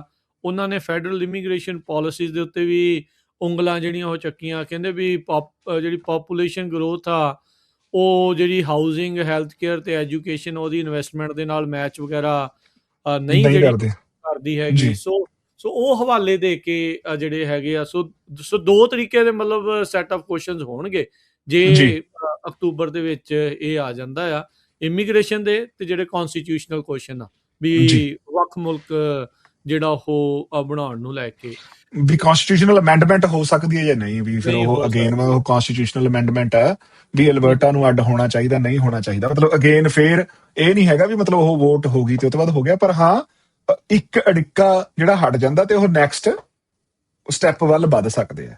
ਠੀਕ ਹੈ ਨਾ। ਕੁਝ ਸਾਲ ਪਹਿਲਾਂ ਤਾਂ ਇਹੀ ਜਿਹੜੇ ਡੈਨੀਅਲ ਸਮਿਥ ਆ, ਉਹ ਕਹਿੰਦੇ ਸੀਗੇ ਵੀ ਅਲਬਰਟਾ ਦੀ ਪਾਪੂਲੇਸ਼ਨ ਡਬਲ ਕਰਨੀ ਹੈ। ਇਹ ਜਿੱਦਾਂ ਰੈਫਰੈਂਡਮ ਕਰਾਉਣ ਵਾਲੇ ਦਾ ਨਜ਼ਰੀਆ ਬਦਲਿਆ, ਉਦਾਂ ਹੀ ਇਹਨਾਂ ਦਾ ਵੀ ਬਦਲਿਆ ਹੋਇਆ ਹੈ। ਸੋ ਦੇਖੋ ਰਾਜਕਰਨਵੀਰ ਸਿੰਘ, ਜਿੰਨੀ ਕੁ ਮੈਨੂੰ ਗੱਲ ਸਮਝ ਆਈ ਹੈ ਵੀ ਲੋਕਾਂ ਨੂੰ ਇਮੀਗ੍ਰੇਸ਼ਨ ਤੋਂ ਪ੍ਰੋਬਲਮ ਨਹੀਂ ਹੈਗੀ, ਲੋਕਾਂ ਨੂੰ ਪੂਰੀ ਸਕਿਨ ਤੋਂ, ਜਾਂ ਆਪਾਂ ਲਾ ਲਈਏ ਵੀ ਜਿਹੜੀ ਸਾਊਥ ਈਸਟ ਏਸ਼ੀਅਨ ਇਮੀਗ੍ਰੇਸ਼ਨ ਤੋਂ ਪ੍ਰੋਬਲਮ ਹੈ। ਠੀਕ ਹੈ ਨਾ, ਹਨਾ। ਹੁਣ ਇਹ ਪੋਪੂਲਿਸਟ ਅਪਰੋਚ ਹੈ। ਪੋਪੂਲਿਸਟ ਅਪਰੋਚ ਕੀ ਹੈਗਾ ਵੀ ਹਾਂ ਅਸੀਂ ਕੋਈ ਆਊਟਸਾਈਡ ਐਨਮੀ ਲੱਭਣਾ, ਜਿਹੜੀਆਂ ਸਰਕਾਰ ਦੀਆਂ ਆਪਣੀਆਂ ਗਲਤੀਆਂ ਕਰਕੇ, ਹੁਣ ਦੇਖੋ ਵੀ ਜਿੱਥੇ ਇਮੀਗ੍ਰੇਸ਼ਨ ਨਹੀਂ ਹੋਈ ਉਹਨਾਂ ਦੀ ਇਕਨੋਮੀ ਕਿਹੜਾ ਬਹੁਤ ਜ਼ਿਆਦਾ ਵਧੀਆ ਚੱਲ ਰਹੀ ਹੈ, ਹਨਾ। ਜਿਹੜੇ ਘਰਾਂ ਕਾਮਨ ਦੇ ਐਨੀਮੀ ਲੱਭ ਰਹੇ ਆ। ਕਾਮਨ ਐਨਮੀ ਲੱਭ ਰਹੇ ਆ। ਹੁਣ ਜਿਹੜੀ ਹੂੰ ਘਰਾਂ ਦੀ ਪ੍ਰਾਈਸ ਹੈ ਜਿਹਦੇ ਤੇ ਬਲੇਮ ਕੀਤਾ ਜਾਂਦਾ, ਜਾਂ ਜੌਬਾਂ ਵੀ ਇਮੀਗ੍ਰੈਂਟ ਸਾਡੀਆਂ ਜੌਬਾਂ ਲੈ ਗਏ, ਹਨਾ। ਇਮੀਗ੍ਰੈਂਟ ਕਿਹੜੀਆਂ ਜੌਬਾਂ ਲੈ ਗਏ? ਟਿਮ ਹਾਰਟਨ ਦੀਆਂ ਜੌਬਾਂ ਲੈ ਗਏ, ਠੀਕ ਹੈ ਨਾ। ਜਿਹੜੀਆਂ ਜੇ ਆਪਾਂ ਵਧੀਆ ਪੋਜੀਸ਼ਨਸ ਹੈਗੀਆਂ, ਉਹ ਤਾਂ ਸਟਿਲ ਜੌਬਾਂ ਹੈਗੀਆਂ ਨੇ। ਜਿਹੜਾ ਸਕਿਲਡ ਵਰਕਰ ਉਹਦੇ ਲਈ ਸਟਿਲ ਜੌਬ ਹੈਗੀ ਹੈ। ਹੁਣ ਜੇ ਇਕਨੋਮੀ ਗਲੋਬਲੀ ਹੀ ਅਫੈਕਟ ਹੋਈ ਹੈ, ਜਿਹਦਾ ਅਸਰ ਸਾਰਿਆਂ ਤੇ ਦਿਖ ਰਿਹਾ, ਸੋ ਮਤਲਬ ਬੇਸਿਕਲੀ ਜੋ ਇੱਥੇ ਹੋ ਰਿਹਾ, ਉਹ ਜੋ ਅਮਰੀਕਾ 'ਚ ਹੁਣ ਤੋਂ ਸਾਲ ਪਹਿਲਾਂ ਹੋ ਰਿਹਾ ਸੀਗਾ, ਜਦੋਂ ਟਰੰਪ ਹੁਣੀ ਰੌਲਾ ਪਾ ਰਹੇ ਸੀਗੇ ਵੀ ਇਮੀਗ੍ਰੇਸ਼ਨ ਨੇ ਇਹ ਕਰਤਾ ਉਹ ਕਰਤਾ, ਵੀ ਮਤਲਬ ਗੱਲ ਕੀ ਹੈ ਵੀ ਜਿਹੜੀਆਂ ਆਪਣੀਆਂ ਗਲਤੀਆਂ, ਹੁਣ ਜਿਹੜਾ ਪੈਸਾ ਤਾਂ ਹੋਰ ਪਾਸੇ ਖਰਚਿਆ ਜਾ ਰਿਹਾ, ਪੈਸਾ ਇਨਫ ਇਨਵੈਸਟ ਨਹੀਂ ਕੀਤਾ ਜਾ ਰਿਹਾ, ਗਵਰਨਮੈਂਟ ਦੀਆਂ ਆਪਣੀਆਂ ਪਾਲਿਸੀਜ਼ ਗਲਤ ਨੇ, ਰੈੱਡ ਉਹ ਟੇਪ ਬਹੁਤ ਆ, ਮਤਲਬ ਰੈਟੇ ਬਹੁਤ ਹੈ, ਗਰੋਥ ਦੇ ਬਿਊਰੋਕ੍ਰੇਸੀ ਚਾਂਸਸ ਨੇ ਤਾਂ ਹੈ ਨਹੀਂਗੇ, ਹਨਾ। ਜਿਹੜੇ ਜਿਹੜੇ ਕ੍ਰੈਡਿਟ ਦਾ ਮਾਹੌਲ ਹੈਗਾ, ਬੈਂਕ ਦਾ, ਜਿਹੜੇ ਬੈਂਕ ਨੂੰ ਇੰਟਰਸਟ ਰੇਟ ਵਧਾਉਣੇ ਪੈ ਗਏ, ਠੀਕ ਹੈ ਨਾ। ਜਿਹੜੀ ਕੋਵਿਡ ਤੋਂ ਬਾਅਦ ਜਿਹੜੀ ਇਨਫਲੇਸ਼ਨ ਹੋਈ ਆ, ਉਹ ਤਾਂ ਸਰਕਾਰ ਨੇ ਆਪ ਮਨੀ ਪੰਪ ਕਰਕੇ ਕੀਤੀ ਹੈ, ਹਨਾ। ਤੇ ਉਹ ਜਿਹੜੀਆਂ ਸਾਰੀਆਂ ਚੀਜ਼ਾਂ ਹੈਗੀਆਂ, ਪਰ ਉਹ ਹੁਣ ਗੱਲ ਕੀ ਆ, ਉਹ ਜਿਹੜਾ ਭਾਂਡਾ ਉਹ ਇਮੀਗ੍ਰੇਸ਼ਨ ਤੇ ਭੰਨਣਾ ਸਭ ਤੋਂ ਸੌਖਾ ਹੈ, ਠੀਕ ਹੈ ਨਾ। ਉਹਦੇ ਚ ਮੈਂ ਮੁੜ ਕੇ ਫੇਰ ਆਪਾਂ ਕਈ ਵਾਰ ਪਹਿਲਾਂ ਵੀ ਇਹ ਗੱਲ ਕਹੀ, ਇਹ ਨਹੀਂ ਹੈ ਵੀ ਜਿਹੜੀ ਲਿਬਰਲ ਸਰਕਾਰ ਹੈ ਜਾਂ ਕੈਨੇਡੀਅਨ ਸਰਕਾਰ ਹੈ ਉਹ ਤੋਂ ਗਲਤੀ ਨਹੀਂ ਹੋਈ। ਅਮਰੀਕਾ ਦੇ ਵਿੱਚ ਬਾਈਡਨ ਐਡਮਿਨਿਸਟ੍ਰੇਸ਼ਨ ਦੇ ਵਿੱਚ ਇਹ ਗਲਤੀ ਹੋਈ ਹੈ ਵੀ ਉਹ ਜਿਹੜੇ ਫਲੱਡ ਗੇਟ ਆ ਬਿਲਕੁਲ ਹੀ ਖੋਲਤੇ ਇਮੀਗ੍ਰੇਸ਼ਨ ਲਈ, ਵੀ ਕੋਈ ਕੋਈ ਕੋਈ ਚੈੱਕ ਹੀ ਨਹੀਂ ਸੀਗਾ ਵੀ 12ਵੀਂ ਤੋਂ ਬਾਅਦ ਕੋਈ ਵੀ ਬੰਦਾ, ਚਾਹੇ ਉਹਦੇ ਆਈਲੈਟਸ ਚ 4.5 ਬੈਂਡ ਆ, 18 ਸਾਲ ਦੇ ਜਵਾਕਾਂ ਦਾ ਵਿਜ਼ਟਰ ਵੀਜ਼ਾ, ਜਿਹੜਾ ਕਦੇ ਪੰਜਾਬ ਤੋਂ ਬਾਹਰ ਦਿੱਲੀ ਤੱਕ ਨਹੀਂ ਗਿਆ, ਜਾਂ ਜਿਹੜਾ ਕਦੇ ਸਾਊਥ ਚ ਨਹੀਂ ਘੁੰਮਿਆ, ਉਹਦਾ ਵਿਜ਼ਟਰ ਵੀਜ਼ਾ, ਜਿਹਦੀ ਇੱਥੇ ਕੋਈ ਫੈਮਿਲੀ ਵੀ ਹੈ ਨਹੀਂਗੀ, ਉਹ ਇੱਕ AI ਨੇ ਵੀਜ਼ੇ ਲਾਏ ਸੀਗੇ, ਲੋਕਾਂ ਨੇ ਉਹ ਲੂਪ ਹੋਲ ਲੱਭ ਕੇ ਵੀਜ਼ੇ ਲਾਏ, ਤੇ ਲੱਖਾਂ ਦੇ ਹਿਸਾਬ ਨਾਲ ਜਿਹੜੇ ਉਹਨੇ ਕੈਨੇਡਾ ਦੇ ਵਿੱਚ ਆ ਗਏ। ਸੇਮ ਚੀਜ਼ ਅਮਰੀਕਾ ਦੇ ਵਿੱਚ ਹੋਈ ਵੀ ਜਿਹੜਾ ਤੁਹਾਡੇ ਸਾਊਥ ਦੇ ਬਾਰਡਰ ਖੁੱਲਾ ਥਾਂ ਨੇ, ਸੀਗਾ। ਹਨਾ। ਸੋ ਮੈਂ ਪੈਰਲਲ ਤਾਂ ਡਰਾ ਕਰ ਰਿਹਾ ਕਿਉਂਕਿ ਲੋਕੀ ਰਿਲੇਟ ਕਰ ਸਕਦੇ। ਉਹ ਸੇਮ ਚੀਜ਼ ਉੱਥੇ ਬਾਰਡਰ ਟੱਪ ਕੇ ਆਏ, ਇੱਥੇ ਉਹ ਸਟੂਡੈਂਟ, ਵਰਕਰ, ਵਿਜ਼ਟਰ, ਹਨਾ, ਜਿਹੜੀ ਪੇਰੈਂਟਸ ਦੀ ਆ ਗਿਆ ਵੀ ਵਿਜ਼ਟਰ ਸੁਪਰ ਵੀਜ਼ੇ ਤੇ ਆ ਗਏ, ਤੇ ਉਹ ਬਹੁਤ ਯੰਗ ਸੀਗੇ। ਹੁਣ ਜਿਹੜਾ 20 ਸਾਲਾਂ ਦਾ ਬੱਚਾ, ਹਨਾ, ਜਾਂ 23 ਸਾਲਾਂ ਦਾ ਬੱਚਾ, ਉਹ PR ਹੋ ਗਿਆ, ਹਨਾ। ਉਹਦੇ ਘਰ ਦੇ ਵੀ ਹਜੇ ਯੰਗ ਆ, 40-42 ਸਾਲ ਦੇ, ਉਹ ਸੁਪਰ ਵੀਜ਼ੇ ਤੇ ਆ ਗਏ, ਉਹਨਾਂ ਨੇ ਇੱਥੇ ਕੰਮ ਕਰਨਾ ਸ਼ੁਰੂ ਕਰਤਾ, ਜਦ ਕਿ ਉਹ ਕੰਮ ਉਰੇ ਨਹੀਂ ਕਰ ਸਕਦੇ, ਹਨਾ। ਹੁਣ ਅਮਰੀਕਾ ਦੇ ਵਿੱਚ ਇੱਕ ਪੂਰਾ ਇਨਫਰਾਸਟ੍ਰਕਚਰ ਹੈ ਜਿੱਥੇ ਅਨਡਾਕੂਮੈਂਟਡ ਬੰਦਾ ਕੰਮ ਕਰ ਸਕਦਾ। ਕੈਨੇਡਾ ਦੇ ਵਿੱਚ ਇਦਾਂ ਨਹੀਂ ਹੈਗਾ। ਕੈਨੇਡਾ ਦੇ ਵਿੱਚ ਜਦੋਂ ਬੰਦਾ ਉਹ ਕਰਦਾ, ਅਨਡਾਕੂਮੈਂਟਡ ਬੰਦਾ ਕੰਮ ਕਰਦਾ, ਤਾਂ ਉਹ ਦਿਖਦਾ, ਸਿਰਫ ਤੁਸੀਂ ਖੇਤਾਂ 'ਚ ਜਾ ਕੇ ਕੰਮ ਕਰ ਸਕਦੇ ਹੋ, ਪਰ ਅਦਰਵਾਈਜ਼ ਉਹ ਵਿਜ਼ੀਬਲ ਆ, ਜਾਂ ਕੰਸਟਰਕਸ਼ਨ 'ਚ ਬੰਦਾ ਕੰਮ ਕਰਦਾ, ਹਨਾ, ਤੇ ਉਹ ਚੀਜ਼ ਦਿਖਦੀ ਹੈ। ਸੋ ਪਰ ਉਹ ਹੁਣ ਜਿਹੜੀਆਂ ਸਰਕਾਰ ਨੇ, ਉਹ ਆਪਣੀ, ਉਹਦੀ ਸਰਕਾਰ ਦੀ ਗਲਤੀ ਹੈ, ਪਰ ਉਹ ਬਲੇਮ ਹੁਣ ਸਿਰਫ ਇਮੀਗ੍ਰੈਂਟਸ ਤੇ ਕਰਨਾ ਬੜਾ ਸੌਖਾ ਰਾਹ ਹੈ। ਅਲਬਰਟਾ ਵੀ ਇਹੀ ਚੀਜ਼ ਕਰ ਰਹੀ ਹੈ, ਕੈਨੇਡੀਅਨ ਗਵਰਨਮੈਂਟ ਵੀ ਇਹੀ ਚੀਜ਼ ਕਰ ਰਹੀ ਹੈ ਵੀ ਯਾਰ ਠੀਕ ਆ, ਇਹ ਬਾਹਰਲੇ ਬੰਦੇ ਆ, ਇਹਨਾਂ ਕੋਲੇ ਬਾਹਲੀ ਵੋਟਿੰਗ ਨਹੀਂ ਹੈਗੀ, ਬਾਹਲੇ ਆਰਗੇਨਾਈਜ਼ਡ ਨਹੀਂ ਹੈਗੇ, ਇਹਨਾਂ ਸਿਰ ਭਾਂਡਾ ਭੰਨੋ, ਠੀਕ ਹੈ ਨਾ, ਤੇ ਆਪ ਸੁਰਖਰੂ ਹੋ ਜਾਓ, ਤੇ ਲੋਕਾਂ ਨੂੰ ਵੀ ਆਪਣੇ ਹੱਕ ਦੇ ਵਿੱਚ ਕਰ ਲਓ। ਚਲੋ ਦੇਖਦੇ ਆ ਕੀ ਬਣਦਾ। ਕੀ ਉਦਾਂ ਦੱਸਦੇ ਆ ਵੀ ਕਰ ਦਊਗੀ ਪ੍ਰੀਮੀਅਰ ਆਪਣੇ ਨਹੀਂ, ਆਪ? ਇਹਦਾ ਡੈਨੀਅਲ ਸਮਿਥ ਤਾਂ ਕਹਿ ਰਹੀ ਹੈ ਵੀ ਮਤਲਬ ਉਹਦਾ ਤਾਂ ਵੀ ਹਾਂ ਵੀ ਮੈਂ ਇਹ ਕੁਐਸਚਨ ਬੈਲਟ ਤੇ ਪਾਉਣਾ ਚਾਹੁੰਦੀ ਆ, ਠੀਕ ਹੈ ਨਾ। ਹੁਣ ਜਿਹੜਾ ਡਿਸਕਸ਼ਨ ਇਹ ਹੋ ਪਰ ਰਿਹਾ ਇੱਕ ਵੀ ਨਹੀਂ ਹੋਣਾ, 9 ਕੁਐਸਚਨ ਹੋਣੇ ਆ। ਹਾਂਜੀ ਹਾਂ, ਬਾਕੀ ਤਾਂ ਹੋਣਾ ਜਿਹੜਾ ਰੈਫਰੈਂਡਮ ਤਾਂ ਹੋਣਾ ਹੀ ਹੋਣਾ। ਜਿਹੜੇ 8 ਕੁਐਸਚਨ ਤਾਂ ਡਿਸਾਈਡਡ ਹੈ ਵੀ ਮੇਨ ਤਾਂ ਜਿਹੜੀ ਰੌਲਾ ਪੈ ਰਿਹਾ ਵੀ ਕੀ ਅਲਬਰਟਾ ਦੇ ਅੱਡ ਹੋਣ ਵਾਲਾ ਕੁਐਸਚਨ ਵੀ ਹੋਵੇ, ਬਾਕੀ ਕੁਐਸਚਨ ਤਾਂ ਹੈਗੇ ਹੀ ਆ। ਸੋ 19 ਅਕਤੂਬਰ ਨੂੰ ਰੈਫਰੈਂਡਮ ਦੀ ਵੋਟ ਤਾਂ ਹੋਣੀ ਹੈ। ਰੈਫਰੈਂਡਮ ਦਾ ਮਤਲਬ ਤਾਂ ਇਹੀ ਹੈ ਨਾ ਵੀ ਲੋਕ, ਹਾਂਜੀ ਹਾਂ। ਸੋ ਆਪਾਂ ਕਿਉਂਕਿ ਜਿਹੜਾ ਰੈਫਰੈਂਡਮ 2020 ਕਰਕੇ ਆਪਾਂ ਨੂੰ ਇਹ ਲੱਗਣ ਲੱਗ ਗਿਆ ਨਾ ਵੀ ਰੈਫਰੈਂਡਮ ਦਾ ਮਤਲਬ ਹੀ ਵੀ ਅੱਡ ਹੋਣ ਵਾਲੀ ਗੱਲ ਹੈ, ਪਰ ਰੈਫਰੈਂਡਮ ਤਾਂ ਕਿਸੇ ਚੀਜ਼ ਦਾ ਵੀ ਹੋ ਸਕਦਾ। ਹੁਣ ਅਮਰੀਕਾ ਦੇ ਵਿੱਚ ਮੈਨੂੰ ਲੱਗਦਾ ਹਰ ਇੱਕ ਇਲੈਕਸ਼ਨ ਦੇ ਵਿੱਚ ਰੈਫਰੈਂਡਮ ਹੁੰਦਾ, ਇਵਨ ਦੋ ਤੁਸੀਂ ਉਹਨੂੰ ਪ੍ਰੋਪੋਜੀਸ਼ਨ ਕਹਿ ਦਿੰਦੇ ਆਪਾਂ।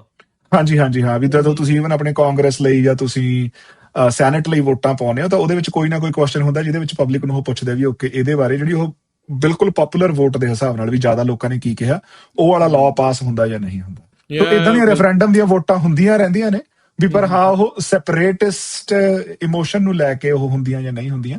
ਇਹ ਮਤਲਬ ਪਹਿਲਾਂ ਕਿਊਬੈਕ 'ਚ ਹੋਈ ਜਾਂ ਹੁਣ ਅਲਬਰਟਾ 'ਚ ਹੋ ਰਹੀ ਹੈ।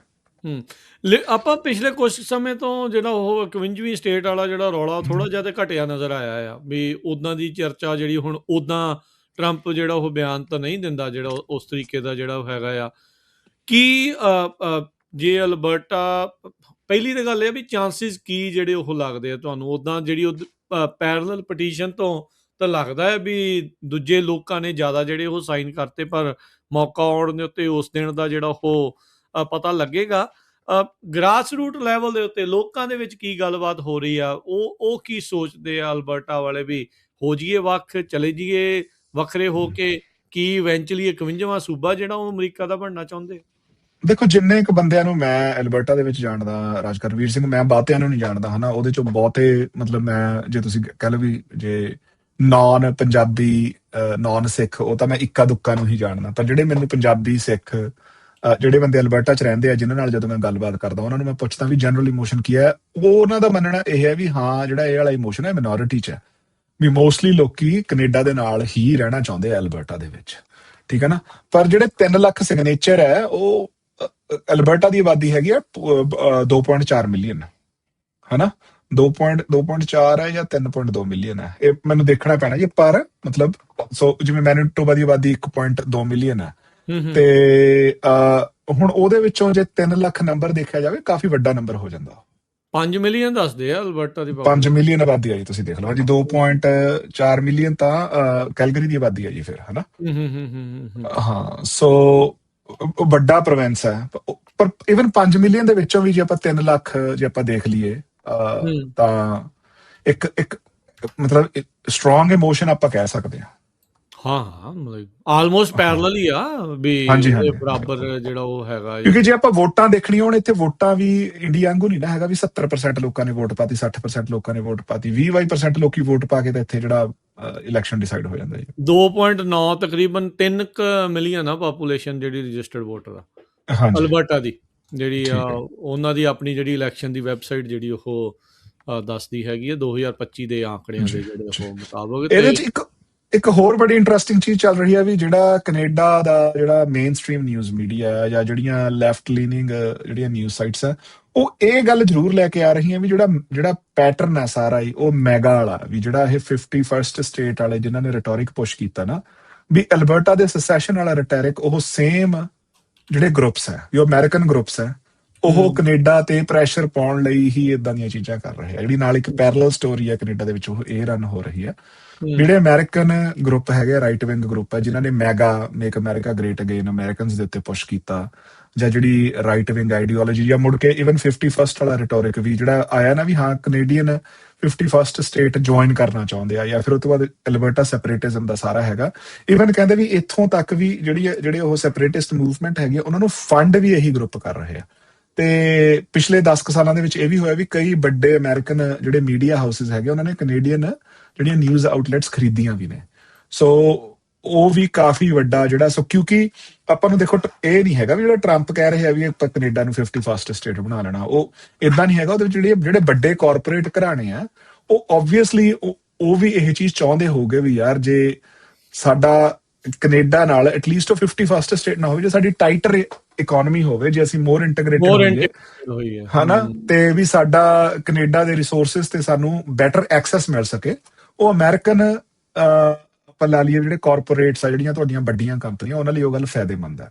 ਤੇ ਕਿਉਂਕਿ ਤਾਂ ਹੀ ਕੈਨੇਡਾ ਕੋਲ ਤਾਂ ਹੀ ਤਾਂ ਹੁਣ ਕੈਨੇਡਾ ਦੇਖੋ ਤੁਹਾਡਾ ਕੈਵਿਨ ਉਹ ਲੈਰੀ ਕਿਹੜਾ ਹੈ ਉਹ ਜੀ ਸ਼ਾਰਕ ਟੈਂਕ ਵਾਲਾ, ਵੀ ਉਹ ਹਾਂਜੀ, ਭੱਜਾ ਫਿਰਦਾ ਹੈ ਯੂਟਾ ਦੇ ਵਿੱਚ ਸਭ ਤੋਂ ਵੱਡਾ AI ਵਾਲਾ ਇੱਥੇ ਬਣਾਉਣ ਨੂੰ ਫਿਰਦੇ ਆ ਜੀ ਜੀ ਜੀ ਜੀ ਡਾਟਾ ਬਿਲਕੁਲ। ਸੈਂਟਰ। ਤੇ ਉਹਨਾਂ ਨੇ ਜਿਹੜੀ ਰੀਸੈਟ ਜਿਹੜੀ ਕੈਵਿਨ ਲੈਰੀ ਨੇ ਜਿਹੜੀ ਟਕਰ ਕਾਲਸਨ ਦੇ ਨਾਲ ਇੰਟਰਵਿਊ, ਉਹਦੇ ਵਿੱਚ ਉਹਨੇ ਇਹ ਗੱਲ ਕਹੀ ਹੈ, ਕਹਿੰਦਾ ਵੀ ਮੈਨੂੰ ਇਹ ਲੱਗਦਾ ਵੀ ਜਿਹੜਾ ਜਿਹੜਾ ਨੀਅਰ ਫਿਊਚਰ ਆ ਉਹਦੇ ਵਿੱਚ ਕੈਨੇਡਾ ਤੇ ਅਮਰੀਕਾ ਨੇ ਦੂਰ ਨਹੀਂ ਹੋਣਾ, ਸਗੋਂ ਹੋਰ ਇੰਟੀਗ੍ਰੇਟ ਹੋਣਾ। ਇਕੱਠੇ ਤੇ ਹੋਣਾ। ਇਹ ਗੱਲ ਹੁਣ ਕਈ ਪਾਸਿਓਂ ਲੱਗ ਰਹੀ ਹੈ ਵੀ ਉਸ ਬੇਸਿਕਲੀ ਜਿਹੜਾ ਉਹ 51st ਵਾਲਾ ਉਹ ਪ੍ਰੈਸ਼ਰ ਟੈਕਟਿਕ ਹੀ ਹੈ ਅਲਟੀਮੇਟਲੀ ਵੀ, ਕਿਉਂਕਿ ਜਿਹੜਾ ਹੁਣ ਜੇ ਗਲੋਬਲ ਪੋਜੀਸ਼ਨ ਵੀ ਜਿਹੜੀ ਚੇਂਜ ਹੋ ਰਹੀ ਆ। ਆਪਾਂ ਜਿਹੜਾ ਅਗਲੀ ਖਬਰ ਵੀ ਕਵਰ ਕਰਨੀ ਆਪਣੀ ਆਲ ਦੇ ਰਿਸੋਰਸਿਸ ਵਾਲੀ ਹੈਗੀ ਆ, ਹਨਾ, ਵੀ ਹਾਂਜੀ ਹਾਂਜੀ ਹਾਂਜੀ ਮਤਲਬ ਹਨਾ। ਨਹੀਂ ਨਹੀਂ ਕਿਉਂਕਿ ਬਹੁਤ ਸਾਰੀਆਂ ਚੀਜ਼ਾਂ ਆਪਸ ਦੇ ਵਿੱਚ ਮਿਲੀਆਂ ਹੁੰਦੀਆਂ ਆ ਤੇ ਉਹਨਾਂ ਨੂੰ ਸਾਰਿਆਂ ਨੂੰ ਇਕੱਠੇ ਦੇਖ ਕੇ ਹੁੰਦਾ। ਕਈ ਵਾਰੀ ਆਪਾਂ ਚਲੋ ਇੱਕ ਗੱਲ ਨੂੰ ਇੰਡੀਵਿਜੂਅਲਿਸਟ ਤਰੀਕੇ ਦੇ ਨਾਲ ਵੱਖਰੀ ਤੌਰ ਦੇ ਉੱਤੇ ਦੇਖਦੇ ਹਾਂ, ਪਰ ਉਹ ਚੀਜ਼ਾਂ ਆਪਸ 'ਚ ਜੁੜੀਆਂ ਹੁੰਦੀਆਂ ਤੇ ਉਹਨਾਂ ਦੇ ਮਾਇਨੇ ਜਿਹੜੇ ਉਹ ਬਾਅਦ ਦੇ ਵਿੱਚ ਬਦਲ ਜਾਂਦੇ ਆ। ਚਾਈਨਾ ਦੇ ਨਾਲ ਜਿਹੜੀ ਸੁਪਰ ਐਨਰਜੀ ਦੀ ਜਿਹੜੀ ਇਸ ਟਾਈਮ ਜਾਂ ਰੇਅਰ ਅਰਥ ਮਿਨਰਲ ਦੀ ਜਿਹੜੀ ਇਹ ਲੜਾਈ ਆ, ਜੀ ਕੈਨੇਡਾ ਦਾ ਉਹਦੇ ਵਿੱਚ ਬਹੁਤ ਵੱਡਾ ਅਹਿਮ ਬਹੁਤ ਵੱਡਾ ਰੋਲ ਹੈ ਜੀ। ਜਿਹੜਾ ਰੋਲ ਪਾਣੀ ਹੈ। ਦੇਖੋ, ਪਾਣੀ ਦਾ ਐਕਸੈਸ, ਨਾਰਦਰਨ ਰੂਟਸ ਦਾ ਐਕਸੈਸ, ਉਹ ਤੋਂ ਬਾਅਦ ਫਿਰ ਜਿਹੜੇ ਜਿਹੜੇ ਰਿਸੋਰਸਿਸ ਆ, ਨੈਚੁਰਲ ਹੁਣ ਜਿਹੜਾ ਰਿਸੋਰਸਿਸ ਆ। ਨੈਚੁਰਲ ਰਿਸੋਰਸਿਸ ਆ, ਹੁਣ ਆਪਣਾ ਆਹੀ ਦੇਖ ਲਈ ਆਪਾਂ ਵੀ ਈਰਾਨ ਦੀ ਜਿਹੜੀ ਜੰਗ ਆ ਉਹਦੇ ਕਰਕੇ ਤੇਲ ਦਾ ਕਿੰਨਾ ਬੁਰਾ ਹਾਲ ਹੋਇਆ ਹੋਇਆ। ਪਰ ਉਹ ਜਿਹੜਾ ਤੇਲ ਹੈ ਕੈਨੇਡਾ ਕੋਲ ਬਹੁਤ ਜ਼ਿਆਦਾ ਤੇਲ ਹੈ, ਹਨਾ। ਆਲਮੋਸਟ ਕਹਿੰਦੇ ਵੀ ਈਰਾਨ ਜਾਂ ਸਾਊਦੀ ਅਰੇਬੀਆ ਜਿੰਨਾ ਤੇਲ ਹੈਗਾ ਕੈਨੇਡਾ ਦੇ ਕੋਲ, ਵੀ ਸਿਰਫ ਕੈਨੇਡਾ ਕੱਢਦਾ ਨਹੀਂਗਾ। ਕੱਢਦਾ ਨਹੀਂ ਆ। ਹਾਂਜੀ ਅੱਛਾ, ਇਹ ਤੇਲ ਦੀ ਹੋਈ ਗੱਲ ਕਰਦੇ ਆ। ਅਲਬਰਟਾ BC ਦੇ ਵਿਚਾਲੇ ਪਾਈਪਲਾਈਨ ਇਹ ਕਿੱਥੇ ਤੱਕ ਗੱਲ ਪਹੁੰਚੀ ਆ, ਬਣੂ? ਸੋ ਇਹ ਜਿਹੜਾ ਇਹ ਸੈਪਰੇਟਿਸਟ ਮੂਵਮੈਂਟ ਤਹਿਤ ਹੀ ਪਿਛਲੇ ਹਫਤੇ ਕਾਰਨੀ ਤੇ ਪ੍ਰੀਮੀਅਰ ਜਿਹੜੀ ਅਲਬਰਟਾ ਦੀ ਡੈਨੀਅਲ ਸਮਿਥ ਆ ਉਹ ਮਿਲੇ ਤੇ ਉਹਨਾਂ ਨੇ ਪ੍ਰੀਮੀਅਰ ਜਿਹੜਾ ਪ੍ਰਾਈਮ ਮਿਨਿਸਟਰ ਕਾਰਨੀ ਆ ਉਹਨਾਂ ਨੇ ਪ੍ਰੀਮੀਅਰ ਸਮਿਥ ਨੂੰ ਇਹ ਗੱਲ ਪ੍ਰੋਮਿਸ ਕੀਤੀ ਵੀ ਹਾਂ ਵੀ ਮੈਂ as a nation building project ਮੈਂ ਜਿਹੜੀ ਇਹ ਪਾਈਪਲਾਈਨ ਆ ਉਹ ਮੈਂ BC ਦੇ ਕੋਸਟ ਤੱਕ ਮੈਂ ਪਾਵਾਂਗਾ ਵੀ ਤਾਂ ਕਰਕੇ ਵੀ ਅਪ ਟੂ 1 ਮਿਲੀਅਨ ਬੈਰਲ ਤੇਲ ਆਪਾਂ ਵੇਚ ਸਕੀਏ। ਸ਼ਿਪ ਕਰ ਸਕੀਏ ਸਿੱਧਾ ਕਿਉਂਕਿ ਨਾ ਜਿੰਨਾ ਤੇਲ ਉਹ ਜ਼ਿਆਦਾ ਸ਼ਿਪ ਕਰ ਸਕਦੇ ਆ ਹਨਾ ਤੇ ਓਨੀ ਅਲਬਰਟਾ ਨੂੰ ਜ਼ਿਆਦਾ ਪੈਸੇ ਆਉਗੇ, ਓਨੀ ਉੱਥੇ ਜ਼ਿਆਦਾ ਫੈਕਟਰੀ ਲੱਗੂਗੀ, ਓਨੀ ਬੇਸਿਕਲੀ ਜਿਹੜੀ ਇਕਨੋਮੀ ਹੈ ਉਹ ਸਟਰੋਂਗ ਹੁੰਦੀ ਹੈ ਹਨਾ।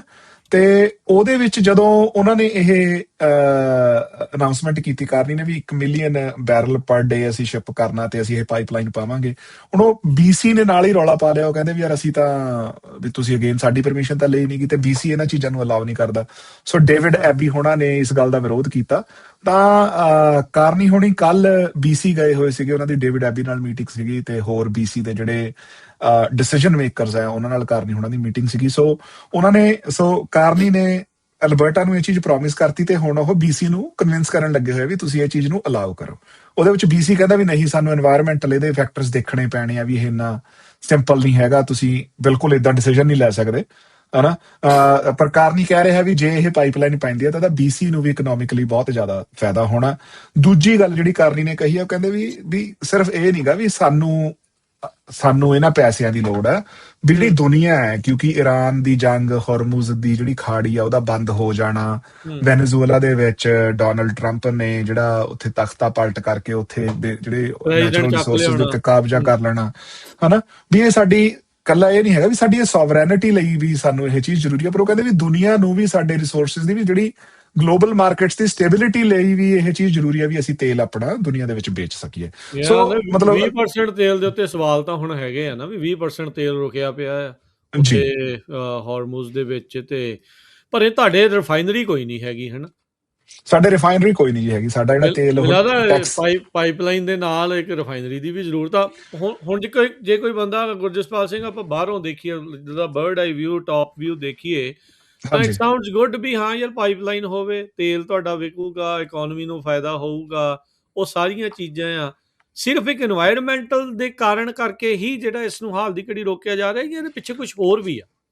ਨਹੀਂ ਮੋਸਟਲੀ এনवायरमेंटਲ ਆ। ਦੇਖੋ ਜਿਹੜਾ ਹੁਣ ਅਗੇਨ ਮਤਲਬ ਇਹਦੇ ਤੇ ਹਮੇਸ਼ਾ ਹੀ ਦੋ ਓਪੀਨੀਅਨਸ ਹੁੰਦੇ ਆ ਹਨਾ ਵੀ ਜੇ ਮੈਂ ਰਾਈਟ ਵਿੰਗ ਜਾਂ ਜਿਹੜੇ ਰਾਈਟ ਲੀਨਿੰਗ ਨਿਊਜ਼ ਸੋਰਸਿਸ ਆ ਜਾਂ ਜਿਹੜੇ ਜਰਨਲਿਸਟ ਹੈਗਾ ਉਹਨਾਂ ਨੂੰ ਪੜ੍ਹਨਾ ਸ਼ੁਰੂ ਕਰਦਾ, ਉਹ ਕਹਿੰਦੇ ਵੀ ਬਿਲਕੁਲ ਇਹ ਫਾਈਨੈਂਸ਼ੀਅਲ ਸੈਂਸ ਮੇਕ ਕਰਦੀ ਆ ਵੀ ਕੈਨੇਡਾ ਨੂੰ ਜਿਹੜੀ ਸਾਡੀ ਸੋਵਰੈਨਿਟੀ ਲਈ ਡਿਪੈਂਡ ਸਾਡੇ ਨੈਚੁਰਲ ਰਿਸੋਰਸਿਸ ਅਸੀਂ ਵੇਚ ਸਕੀਏ ਹਨਾ, ਸਾਡੀ ਇਕਨੋਮੀ ਬਹੁਤ ਸਟਰੋਂਗ ਹੋਊਗੀ, ਸਾਡਾ ਦੁਨੀਆ ਦੇ ਵਿੱਚ ਰੁਤਬਾ ਉੱਚਾ ਹੋਊਗਾ, ਵੀ ਇਹਦੇ ਨਾਲ ਤਾਂ ਜੌਬਾਂ ਹੀ ਜੌਬਾਂ ਹੋ ਜਾਣੀਆਂ, ਕੈਨੇਡਾ ਨੇ ਬਹੁਤ ਰਿਚ ਮੁਲਕ ਬਣ ਜਾਣਾ ਹਨਾ। ਉਹ ਇਹ ਨੰਬਰਸ ਪ੍ਰੈਜ਼ੈਂਟ ਕਰਦੇ ਆ। ਜਦੋਂ ਮੈਂ ਲੈਫਟ ਲੀਨਿੰਗ ਆਥਰਸ ਨੂੰ ਪੜ੍ਹਦਾ ਜਿਹੜੇ ਉਹ ਖਬਰਾਂ ਦੇ ਵਿੱਚ ਕੀ ਕਹਿ ਰਹੇ ਆ, ਉਹ ਕਹਿੰਦੇ ਵੀ ਈਵਨ ਕੈਨੇਡਾ ਇਹ ਚੀਜ਼ ਰੈਗੂਲਰਲੀ ਟਰਾਈ ਕਰਦਾ ਰਹਿੰਦਾ ਵੀ ਕੋਈ ਇੱਥੇ ਰਿਫਾਈਨਰੀ ਆ ਕੇ ਸੈਟਅਪ ਕਰ ਲਵੇ ਜਾਂ ਕੋਈ ਇੱਥੇ ਪਾਈਪਲਾਈਨ ਸੈਟਅਪ ਕਰ ਲਵੇ, ਪਰ ਉਹਦੇ ਪ੍ਰਾਈਵੇਟ ਬਾਇਰਸ ਹੈ ਨਹੀਂ ਗੇ। ਹੁਣ ਜਿਹੜੀ ਆ ਪਾਈਪਲਾਈਨ ਵੀ ਹੈ ਜਿਹੜੀ BC ਨੂੰ ਪੈ ਰਹੀ ਆ, ਜੀ ਜਦੋਂ ਤੋਂ ਕਾਰਨੀ ਇਲੈਕਟ ਹੋਇਆ ਉਦੋਂ ਤੋਂ ਇਸ ਚੀਜ਼ ਦੀ ਡਿਸਕਸ਼ਨ ਚੱਲ ਰਹੀ ਹੈ ਵੀ ਹਾਂਜੀ ਅਸੀਂ ਪਾਈਪਲਾਈਨ ਪਾਉਣੀ ਆ, ਪਰ ਹਜੇ ਤੱਕ ਕੋਈ ਵੀ ਪ੍ਰਾਈਵੇਟ ਇਨਵੈਸਟਰ ਨੇ ਸਟੈਪ ਅਪ ਨਹੀਂ ਕੀਤਾ। ਕੀ ਰੀਜ਼ਨ ਦੱਸਦੇ? ਕਹਿੰਦੇ ਵੀ ਇਕਨੋਮਿਕਲੀ ਬਹੁਤ ਐਕਸਪੈਂਸਿਵ ਪ੍ਰੋਜੈਕਟ ਆ। ਅੱਛਾ, ਉਹਦੇ ਵਿੱਚ ਹੁਣ ਉਹਦੇ ਵੀ ਅੱਗੇ ਦੋ ਰੀਜ਼ਨਸ ਹੈ ਹਨਾ। ਉਹ ਕਹਿੰਦੇ ਵੀ ਕਿਉਂਕਿ ਜਿਹੜੀਆਂ ਕੈਨੇਡਾ ਦੀਆਂ এনवायरमेंटਲ ਰਿਕੁਆਇਰਮੈਂਟਸ ਇੰਨੀਆਂ ਸਟ੍ਰਿਕਟ ਹੈ, ਉਹਦੇ ਕਰਕੇ ਜਿਹੜਾ ਪ੍ਰੋਜੈਕਟ ਕੋਈ ਵੀ ਬਿਲਡ ਕਰਨਾ ਡਿਵੈਲਪ ਕਰਨਾ, ਈਵਨ ਜੇ ਕਹਿੰਦੇ ਵੀ ਉਰੇ ਰਿਫਾਈਨਰੀ ਲਾਉਣੀ ਹੋਵੇ, ਜੇ ਹੁਣ ਉਰੇ ਰਿਫਾਈਨਰੀ ਟਰੰਪ ਸਟਾਈਲ ਲਾਉਣੀ ਹੋਵੇ ਵੀ ਸਾਰੇ ਜਿਹੜੀਆਂ ਰੈਗੂਲੇਸ਼ਨਸ ਉਹਨਾਂ ਨੂੰ ਛਿੱਕੇ ਟੰਕੇ ਉਰੇ ਰਿਫਾਈਨਰੀ ਲਾ ਦੋ, ਉਹਦੇ ਨਾਲ ਤਾਂ ਬਹੁਤ ਸੌਖੀ ਉਰੇ ਰਿਫਾਈਨਰੀ ਲਾਉਣੀ ਹਨਾ। ਪਰ ਕਿਉਂਕਿ ਜਿਹੜੀ ਕੈਨੇਡਾ ਦੀਆਂ ਜਿਹੜੀਆਂ ਰੈਗੂਲੇਸ਼ਨਸ ਇਹ ਕਹਿੰਦੀਆਂ ਨੇ ਵੀ ਜਿੰਨਾ ਤੁਸੀਂ ਪੋਲਿਊਸ਼ਨ ਜਨਰੇਟ ਕਰ ਰਹੇ ਹੋ ਉਹਨੂੰ ਆਫਸੈਟ ਕਰਨ ਦੇ ਤਰੀਕੇ ਪਹਿਲਾਂ ਲੈ ਕੇ ਆਓ, ਠੀਕ ਹੈ ਨਾ। ਤੁਸੀਂ ਬਿਲਕੁਲ state of the art equipment ਵਰਤੋ ਹਨਾ। ਤੁਸੀਂ ਜਿਹੜੀ ਉਹਦੀ ਕੰਸਟਰਕਸ਼ਨ ਹੋਣੀ ਚਾਹੀਦੀ ਆ ਉਹ ਬਹੁਤ ਮਤਲਬ ਇੱਕ ਤਾਂ ਨਾ ਸਾਰਾ ਲੇਬਰ ਫੋਰਸ ਯੂਨੀਅਨਾਈਜ਼ਡ ਆ, ਬੜੇ ਤਰੀਕੇ ਨਾਲ ਹੋਣੀ ਚਾਹੀਦੀ ਆ, ਐ ਹੋਣਾ ਚਾਹੀਦਾ। ਉਹ ਗੱਲਾਂ ਕਰਕੇ ਜਿਹੜਾ ਕਾਸਟ ਇੰਨਾ ਜ਼ਿਆਦਾ ਵੱਧ ਜਾਂਦੀ ਹੈ, ਉਹਦੀ ਐਕਸੈਪਟੈਂਸ ਜਾਂ ਉਹਦੀ ਜਿਹੜੀ ਫੀਜ਼ੀਬਿਲਿਟੀ ਆ ਉਨੀ ਘਟ ਜਾਂਦੀ ਹੈ, ਠੀਕ ਹੈ ਨਾ। ਸੋ ਇਹ ਹੋ ਸਕਦਾ ਵੀ ਇਹਦਾ ਕੋਈ ਹੱਲ ਨਿਕਲ ਆਵੇ, ਇਹਨਾਂ ਨੂੰ ਲੱਭਣਾ ਮਿਡਲ ਵੇ ਹੀ ਪੈਣਾ, ਪਰ ਇਹ ਜਿਹੜੀ ਸਾਰੀ ਡਿਸਕਸ਼ਨ ਹੈ ਉੱਥੇ ਅੜੀ ਪਈ ਹੈ। ਚਲੋ ਦੇਖੋ ਕੀ ਬਣਦਾ ਹੈ। ਗੁਰਜਸਪਾਲ ਸਿੰਘ ਵੀ ਉਹਨਾਂ ਨੂੰ ਵਾਅਦਾ ਕਰ ਰਹੇ ਆ ਤੇ ਹੁਣ BC ਵਾਲਿਆਂ ਨੂੰ ਮਨਾਉਂਦੇ ਫਿਰਦੇ ਆ ਵੀ ਬਾਈ ਬਣ ਕੇ ਲਵਾ ਲਓ, ਪੈਪ ਉਹ ਪੂਪ ਤਾਂ ਲਵਾ ਇਹਨਾਂ ਲਓ। ਨੇ ਹਾਂਜੀ, ਉਹ ਤਾਂ ਇਹਨਾਂ ਨੇ ਮਨਾ ਹੀ ਲੈਣਾ, ਕਿਉਂਕਿ ਜਿਹੜਾ ਮਤਲਬ ਅਗੇਨ ਜਿਹੜਾ ਟਾਈਮ ਐਂਡ ਅਗੇਨ ਜਿਹੜੀ ਗੱਲ ਮੁੜ ਕੇ ਸਾਹਮਣੇ ਆਉਂਦੀ ਹੈ, ਜਿਹੜਾ ਕਾਰਨੀ ਪ੍ਰਾਈਮ ਮਿਨਿਸਟਰ ਤਾਂ ਹੈਗਾ, ਪਰ ਉਹ ਸਭ ਤੋਂ ਪਹਿਲਾਂ ਬਹੁਤ ਵੱਡਾ ਇਕਨੋਮਿਸਟ ਹੈ ਹਨਾ। ਉਹਨੇ ਇਕਨੋਮਿਕਲੀ ਜਿਹੜੇ BC ਦੇ ਫਾਇਦੇ ਆ। ਲੋਕਾਂ ਨੂੰ ਫਾਇਦੇ ਆ ਹਨਾ, ਫਿਰ ਨੈਗੋਸ਼ੀਏਸ਼ਨ ਹੈ। ਬਾਕੀ ਇਹ ਹੁੰਦਾ ਵੀ ਕੁਝ ਦਿਖਦਾ ਹੁੰਦਾ, ਕੁਝ ਅਣਦਿਖਦਾ ਹੁੰਦਾ, ਵੀ ਜਦੋਂ ਏਦਾਂ ਹੀ ਹੁਣ ਸਾਰੀ ਦੁਨੀਆ ਨੇ ਇਹ ਡਿਸਾਈਡ ਕਰ ਲਿਆ ਵੀ ਸਾਨੂੰ ਕੈਨੇਡਾ ਦਾ ਤੇਲ ਚਾਹੀਦਾ ਤੇ ਅਸੀਂ ਕੈਨੇਡਾ ਦਾ ਤੇਲ ਕੱਢਣਾ, ਫਿਰ ਤਾਂ ਉਹਨਾਂ ਨੇ ਤਰੀਕੇ ਲੱਭੇ ਹੀ ਲੈਣੇ ਆ। ਤੇ ਉਹ ਕਾਰਨ ਇਹ ਨਹੀਂ ਹੈਗਾ ਵੀ ਉਹ ਕਾਰਨ ਇਕੱਲਾ ਹੈ ਕੈਨੇਡਾ ਦਾ ਪ੍ਰਧਾਨ ਮੰਤਰੀ, ਉਹਦੇ ਵਿੱਚ ਹੋਰ ਵੀ ਕਾਫੀ ਜ਼ਿਆਦਾ ਕਾਰਪੋਰੇਸ਼ਨਸ ਦੇ ਫੈਕਟਰ ਮੈਜੋਰਟੀ ਨਾਲ ਜਿੰਨਾ ਹੀ ਹੁੰਦੀ ਆ, ਤਾਂ ਹੀ ਇਦਾਂ ਦੀਆਂ ਚੀਜ਼ਾਂ ਚੱਲ ਹਾਂਜੀ ਹਾਂਜੀ ਹਾਂ, ਜਿਹੜੇ ਵੱਡੇ ਵੱਡੇ ਇਹ ਪਹਿਲਾਂ ਫੰਡ ਮੇਨਟੇਨ ਕਰਦਾ ਰਿਹਾ, ਉਹ ਫੰਡਾਂ ਨੇ ਆਇਲ ਦੀਆਂ ਕੰਪਨੀਆਂ ਦੇ ਨਾਲੇ ਵਿੱਚ। ਦੇਖੋ ਗੁਰਜਸਪਾਲ ਸਰਕਮਸਟਾਂਸ ਬਹੁਤ ਕੁਝ ਚੇਂਜ ਕਰਾ ਦਿੰਦੇ ਆ, ਜਿੱਦਾਂ ਦੀ ਇਕਨੋਮੀ ਦੇ ਹਾਲ ਬਣੇ ਪਏ ਆ। ਇਦਾਂ ਦੀ ਜੇ ਉਹਨਾਂ ਨੂੰ ਲੱਗਦਾ ਵੀ ਹਾਂ ਇਹਦੇ ਨਾਲ ਗੁੱਡ ਹੋ ਜੂਗੀ, ਥੋੜਾ ਬੈਟਰ ਹੋ ਜੂਗਾ, ਇਟਸ ਈਜ਼ੀਅਰ ਟੂ ਸੈਲ। ਹਾਂਜੀ ਇਹ ਲੋਕਾਂ ਦੇ ਵਿੱਚ ਜਿਹੜਾ ਉਸ ਨੂੰ ਲੈ ਕੇ ਜਾਣਾ ਫਿਰ ਉਨਾ ਹੀ ਸੌਖਾ ਜਿਹੜਾ ਉਹ ਬਣ ਜਾਂਦਾ। ਆਲਰੇਡੀ ਜੀ ਜੇਬਾਂ ਦੇ ਉੱਤੇ ਤਾਂ ਭਾਰ ਪਿਆ ਹੀ ਆ ਲੋਕਾਂ ਦੇ ਨਾ, ਉਹ ਕਹਿੰਦੇ ਵੀ ਚੱਲ ਜੀ ਕਿਸੇ ਪਾਸਿਓਂ ਠੰਡੀ ਹਵਾ ਜਿਹੜਾ ਬੁੱਲਾ ਜਿਹੜਾ ਉਹ ਆਵੇ। ਸੋ ਬਿਲਕੁਲ, ਸੋ ਲੈਟਸ ਸੀ ਕੀ ਬਣਦਾ। ਬਾਕੀ ਚਲੋ ਆਪਾਂ ਇਸ ਪ੍ਰੋਗਰਾਮ ਦੇ ਜ਼ਰੀਏ ਇਹਨਾਂ ਸਾਰੀਆਂ ਚੀਜ਼ਾਂ ਦੇ ਉੱਤੇ ਨਜ਼ਰ ਬਣਾ ਕੇ ਰੱਖਿਆ ਕਰਾਂਗੇ ਤੇ ਤੁਹਾਨੂੰ ਜਿਹੜਾ ਉਹ ਦੱਸਦੇ ਰਵਾਂਗੇ। ਉੱਦਾਂ ਅਲਬਰਟਾ ਤੋਂ BC ਦਾ ਜਿਹੜਾ ਇਹ ਫਾਸਲਾ ਕਿੰਨੇ ਕੁ ਕਿਲੋਮੀਟਰ ਦਾ ਜਿਹੜਾ ਉਹ ਹੈਗਾ, ਕਿੰਨੀ ਕੁ ਲੰਬੀ ਹੈ ਪਾਈਪਲਾਈਨ ਪਾਉਣ ਬਾਰੇ ਸੋਚ ਰਹੇ ਜਿਹੜੇ ਉਹ ਹੈਗੇ? ਸੋ ਜਿਹੜੀ ਵੈਸੇ ਬਾਈ ਰੋਡ ਮੈਨੂੰ ਪਤਾ ਜੀ, ਜਿਹੜਾ ਆਪਣੇ ਅਲਬਰਟਾ ਬਾਰਡਰ ਤੋਂ ਜਿਹੜਾ BC ਨੂੰ 8.5 ਘੰਟੇ ਲੱਗਦੇ ਆ ਬਾਈ ਰੋਡ। ਸੋ ਜਿਹੜੀ ਅਲਬਰਟਾ ਤੋਂ ਆਪਾਂ ਕੈਲਗਰੀ ਵੱਡਾ ਸ਼ਹਿਰ ਹੈ ਨਾ, ਕੈਲਗਰੀ ਹਾਂਜੀ। ਤੋਂ ਜਿਹੜੀ ਆਪਣੇ ਵੈਨਕੂਵਰ ਜਾਂ ਸਰੀ ਤੱਕ ਦੀ ਜਿਹੜੀ ਡਰਾਈਵ ਆ, 10 ਘੰਟੇ ਦੀ ਡਰਾਈਵ ਹੈ, ਲਗਭਗ 1000 ਕਿਲੋਮੀਟਰ ਹੈ। ਪਰ ਜਿਹੜਾ BC ਦਾ ਬਾਰਡਰ ਆ ਉਹ ਲਗਭਗ ਆਪਣੇ ਕੈਲਗਰੀ ਤੋਂ 2 ਘੰਟੇ ਬਾਅਦ ਸ਼ੁਰੂ ਹੁੰਦਾ, 200 ਕਿਲੋਮੀਟਰ ਬਾਅਦ। ਸੋ ਪਰ ਜਿਹੜੇ ਜਿੰਨੇ ਵੀ ਆਇਲ ਫੀਲਡ ਆ ਉਹ ਨਾਰਥ ਦੇ ਵਿੱਚ ਆ। ਸੋ ਕੈਲਗਰੀ ਤੋਂ 3 ਘੰਟੇ ਨਾਰਥ ਹੈਗਾ ਐਡਮਿੰਟਨ ਤੋਂ ਲਗਭਗ 2-2.5-3 ਘੰਟੇ ਜਿਹੜਾ ਨਾਰਥ ਹੈਗਾ, ਜਿਹੜਾ ਫੋਰਟ ਮੈਕਮਰੀ ਆ, ਜਿੱਥੇ ਸਾਰੇ ਜਿਹੜੇ ਆਇਲ ਫੀਲਡ ਹੈਗਾ ਜਿੱਥੋਂ ਤੇਲ ਨਿਕਲਦਾ। ਸੋ ਜਿਹੜੀ ਪਾਈਪਲਾਈਨ ਆ ਉਹ ਮੋਸਟ ਲਾਈਕਲੀ ਉੱਥੋਂ ਪਊਗੀ ਤੇ ਉਹ ਨਾਰਦਰਨ BC ਚੋਂ ਹੀ ਜਾਊਗੀ, ਪਹਾੜਾਂ ਦੇ ਵਿੱਚੋਂ ਦੀ ਹੁੰਦੀ ਹੋਈ ਜਿਹੜੀ ਹਨਾ। ਤੇ ਉਹਦੇ ਵਿੱਚ ਜਿਹੜਾ ਮਤਲਬ ਜ਼ਿਆਦਾ ਵੱਡੀ ਸਮੱਸਿਆ ਇਹ ਵੀ ਹੈ ਕਿ ਉਹ ਬਹੁਤ ਜ਼ਿਆਦਾ ਜਿਹੜੇ ਫਰਸਟ ਨੇਸ਼ਨ ਰਿਜ਼ਰਵਸ ਆ ਉਹਨਾਂ ਦੇ ਥਰੂ ਜਾਣੀ ਆ। ਉਹ ਬਹੁਤ ਜ਼ਿਆਦਾ ਜਿਹੜੇ ਨੈਚੁਰਲ ਏਰੀਆਜ਼ ਆ, ਉੱਥੇ ਬਹੁਤ ਜ਼ਿਆਦਾ ਲੇਕਸ ਹੈ। BC ਦਾ ਤੁਹਾਨੂੰ ਪਤਾ ਹੀ ਹੈ ਕਿੱਡਾ ਸੋਹਣਾ ਇਲਾਕਾ ਹੈ, ਉੱਥੋਂ ਸਾਰੇ ਜਾਣੀਆਂ। ਤੇ ਜਿਹੜੇ ਆਇਲ ਸਪਿਲਸ ਆ, ਕਿਉਂਕਿ ਇਹ ਤਾਂ ਹੁੰਦਾ ਹੀ ਹੈ ਵੀ ਕੋਈ ਸਿਸਟਮ ਪਰਫੈਕਟ ਤਾਂ ਹੈ ਨਹੀਂਗਾ, ਕਿਤੇ ਆਇਲ ਸਪਿਲ ਹੋ ਗਿਆ, ਇਹ ਹੋ ਗਿਆ। ਤੇ ਜਿਹੜੀਆਂ ਪਾਸਟ ਦੇ ਵਿੱਚ ਹੋਈਆਂ ਵੀ ਨੇ, ਉਹ ਸਾਰਿਆਂ ਲਈ ਮੇਜਰ ਕੰਸਰਨਸ ਹੈਗੀ ਆ। ਸੋ 1100-1200 ਤੋਂ ਕਈ ਆ। ਉੱਦਾਂ ਮਿਲਾ ਦਾ ਇੱਕ ਟਰਾਂਸ ਮਾਊਂਟੇਨ ਪਾਈਪਲਾਈਨ ਤੁਹਾਡੇ ਸ਼ਾਇਦ ਹੈਗੀ ਵੀ ਆ, ਵੀ ਉਹ ਉੱਧਰ ਤਾਈਂ ਜਿਹੜੀ ਉਹ ਜਾਂਦੀ ਵੀ ਆ। ਸੋ ਐਕਸਟਰਾ ਹੀ ਐਡ ਕਰਦੀਆਂ ਇਹਨਾਂ ਨੇ, ਇਹਦਾ ਮਤਲਬ ਜੀ ਉਹਦਾ ਵੀ ਮਤਲਬ ਉਹ ਚੱਲਦੀ ਹੈ, ਕਦੇ ਨਹੀਂ ਚੱਲਦੀ, ਉਹਦਾ ਕਦੇ ਰੌਲਾ ਪੈ ਜਾਂਦਾ ਹਨਾ। ਉਹ ਟਰੂਡੋ ਵੇਲੇ ਸ਼ੁਰੂ ਹੋਈ ਸੀਗੀ ਉਹ ਹਨਾ। ਉਹਦਾ ਕਰੰਟ ਸਟੇਟਸ ਮੈਨੂੰ ਪਤਾ ਵੀ ਨਹੀਂਗਾ ਵੀ ਜਿਹੜਾ ਟਰਾਂਸ ਮਾਊਂਟੇਨ ਪਾਈਪਲਾਈਨ ਦਾ ਜਿਹੜਾ ਕਰੰਟ ਸਟੇਟਸ ਕੀ ਆ। ਪਰ ਹਾਂਜੀ ਇਹ ਜਿਹੜੀ ਪਾਈਪਲਾਈਨ ਹੈਗੀ ਆ, ਇਹਦੇ ਤੇ ਬਹੁਤ ਪਹਿਲਾਂ ਵੀ ਟਰੂਡੋ ਗਵਰਨਮੈਂਟ ਵੇਲੇ ਵੀ ਬਹੁਤ ਜ਼ਿਆਦਾ ਟਰੂਡੋ ਨੇ ਕੋਸ਼ਿਸ਼ ਕੀਤੀ ਸੀਗੀ ਵੀ ਪਾਈਪਲਾਈਨ ਪਵੇ। ਤੇ ਪਰ ਰੀਸੈਂਟਲੀ ਇੱਕ ਹੋਰ ਪਾਈਪਲਾਈਨ ਜਿਹੜੀ ਕੀਸਟੋਨ ਐਕਸਲ ਪਾਈਪਲਾਈਨ ਸੀ, ਉਹ ਅਮਰੀਕਾ ਨੂੰ ਜਾਂਦੀ ਹੈ ਜੀ। ਹਾਂਜੀ, ਉਹ ਅਮਰੀਕਾ ਨੂੰ ਜਾਂਦੀ। ਉਹ ਦੁਬਾਰਾ ਸ਼ੁਰੂ ਕਰਨ ਲੱਗੇ ਆ ਨਵੀਂ ਕੰਸਟਰਕਸ਼ਨ। ਪੁਰਾਣਾ ਜਿਹੜਾ ਸਿਸਟਮ ਜਿਹੜਾ ਬਣਿਆ ਪਿਆ ਸੀ ਉਹਨੂੰ ਯੂਜ਼ ਕਰ ਲੈਣਾ ਤੇ ਉਹਦੇ ਅੱਗੇ ਬਾਕੀ ਕੰਸਟਰਕਸ਼ਨ ਹੁਣ ਸ਼ੁਰੂ ਹੋਣ ਜਾ ਰਹੀ ਹੈ। ਸੋ ਉਹ ਵੀ ਤੇਲ ਇੱਧਰ ਨੂੰ ਜਿਹੜਾ ਉਹ ਅਮਰੀਕਾ ਨੂੰ ਤੇਲ ਆਉਣਾ ਜੀ। ਹਾਂਜੀ ਹਾਂ। ਸੋ ਜਿਹੜੀ ਟਰਾਂਸ ਮਾਊਂਟੇਨ ਪਾਈਪਲਾਈਨ ਹੈ ਜੀ, ਫੁੱਲੀ ਆਪਰੇਸ਼ਨਲ ਹੈ, ਮਈ 2024 ਤੋਂ ਹੀ ਹੋਈ ਹੈ ਤੇ 8,90,000 ਬੈਰਲ ਇਹ ਪਰ ਡੇ ਲੈ ਕੇ ਜਾ ਰਹੀ ਹੈ BC ਦੇ ਕੋਸਟ ਨੂੰ।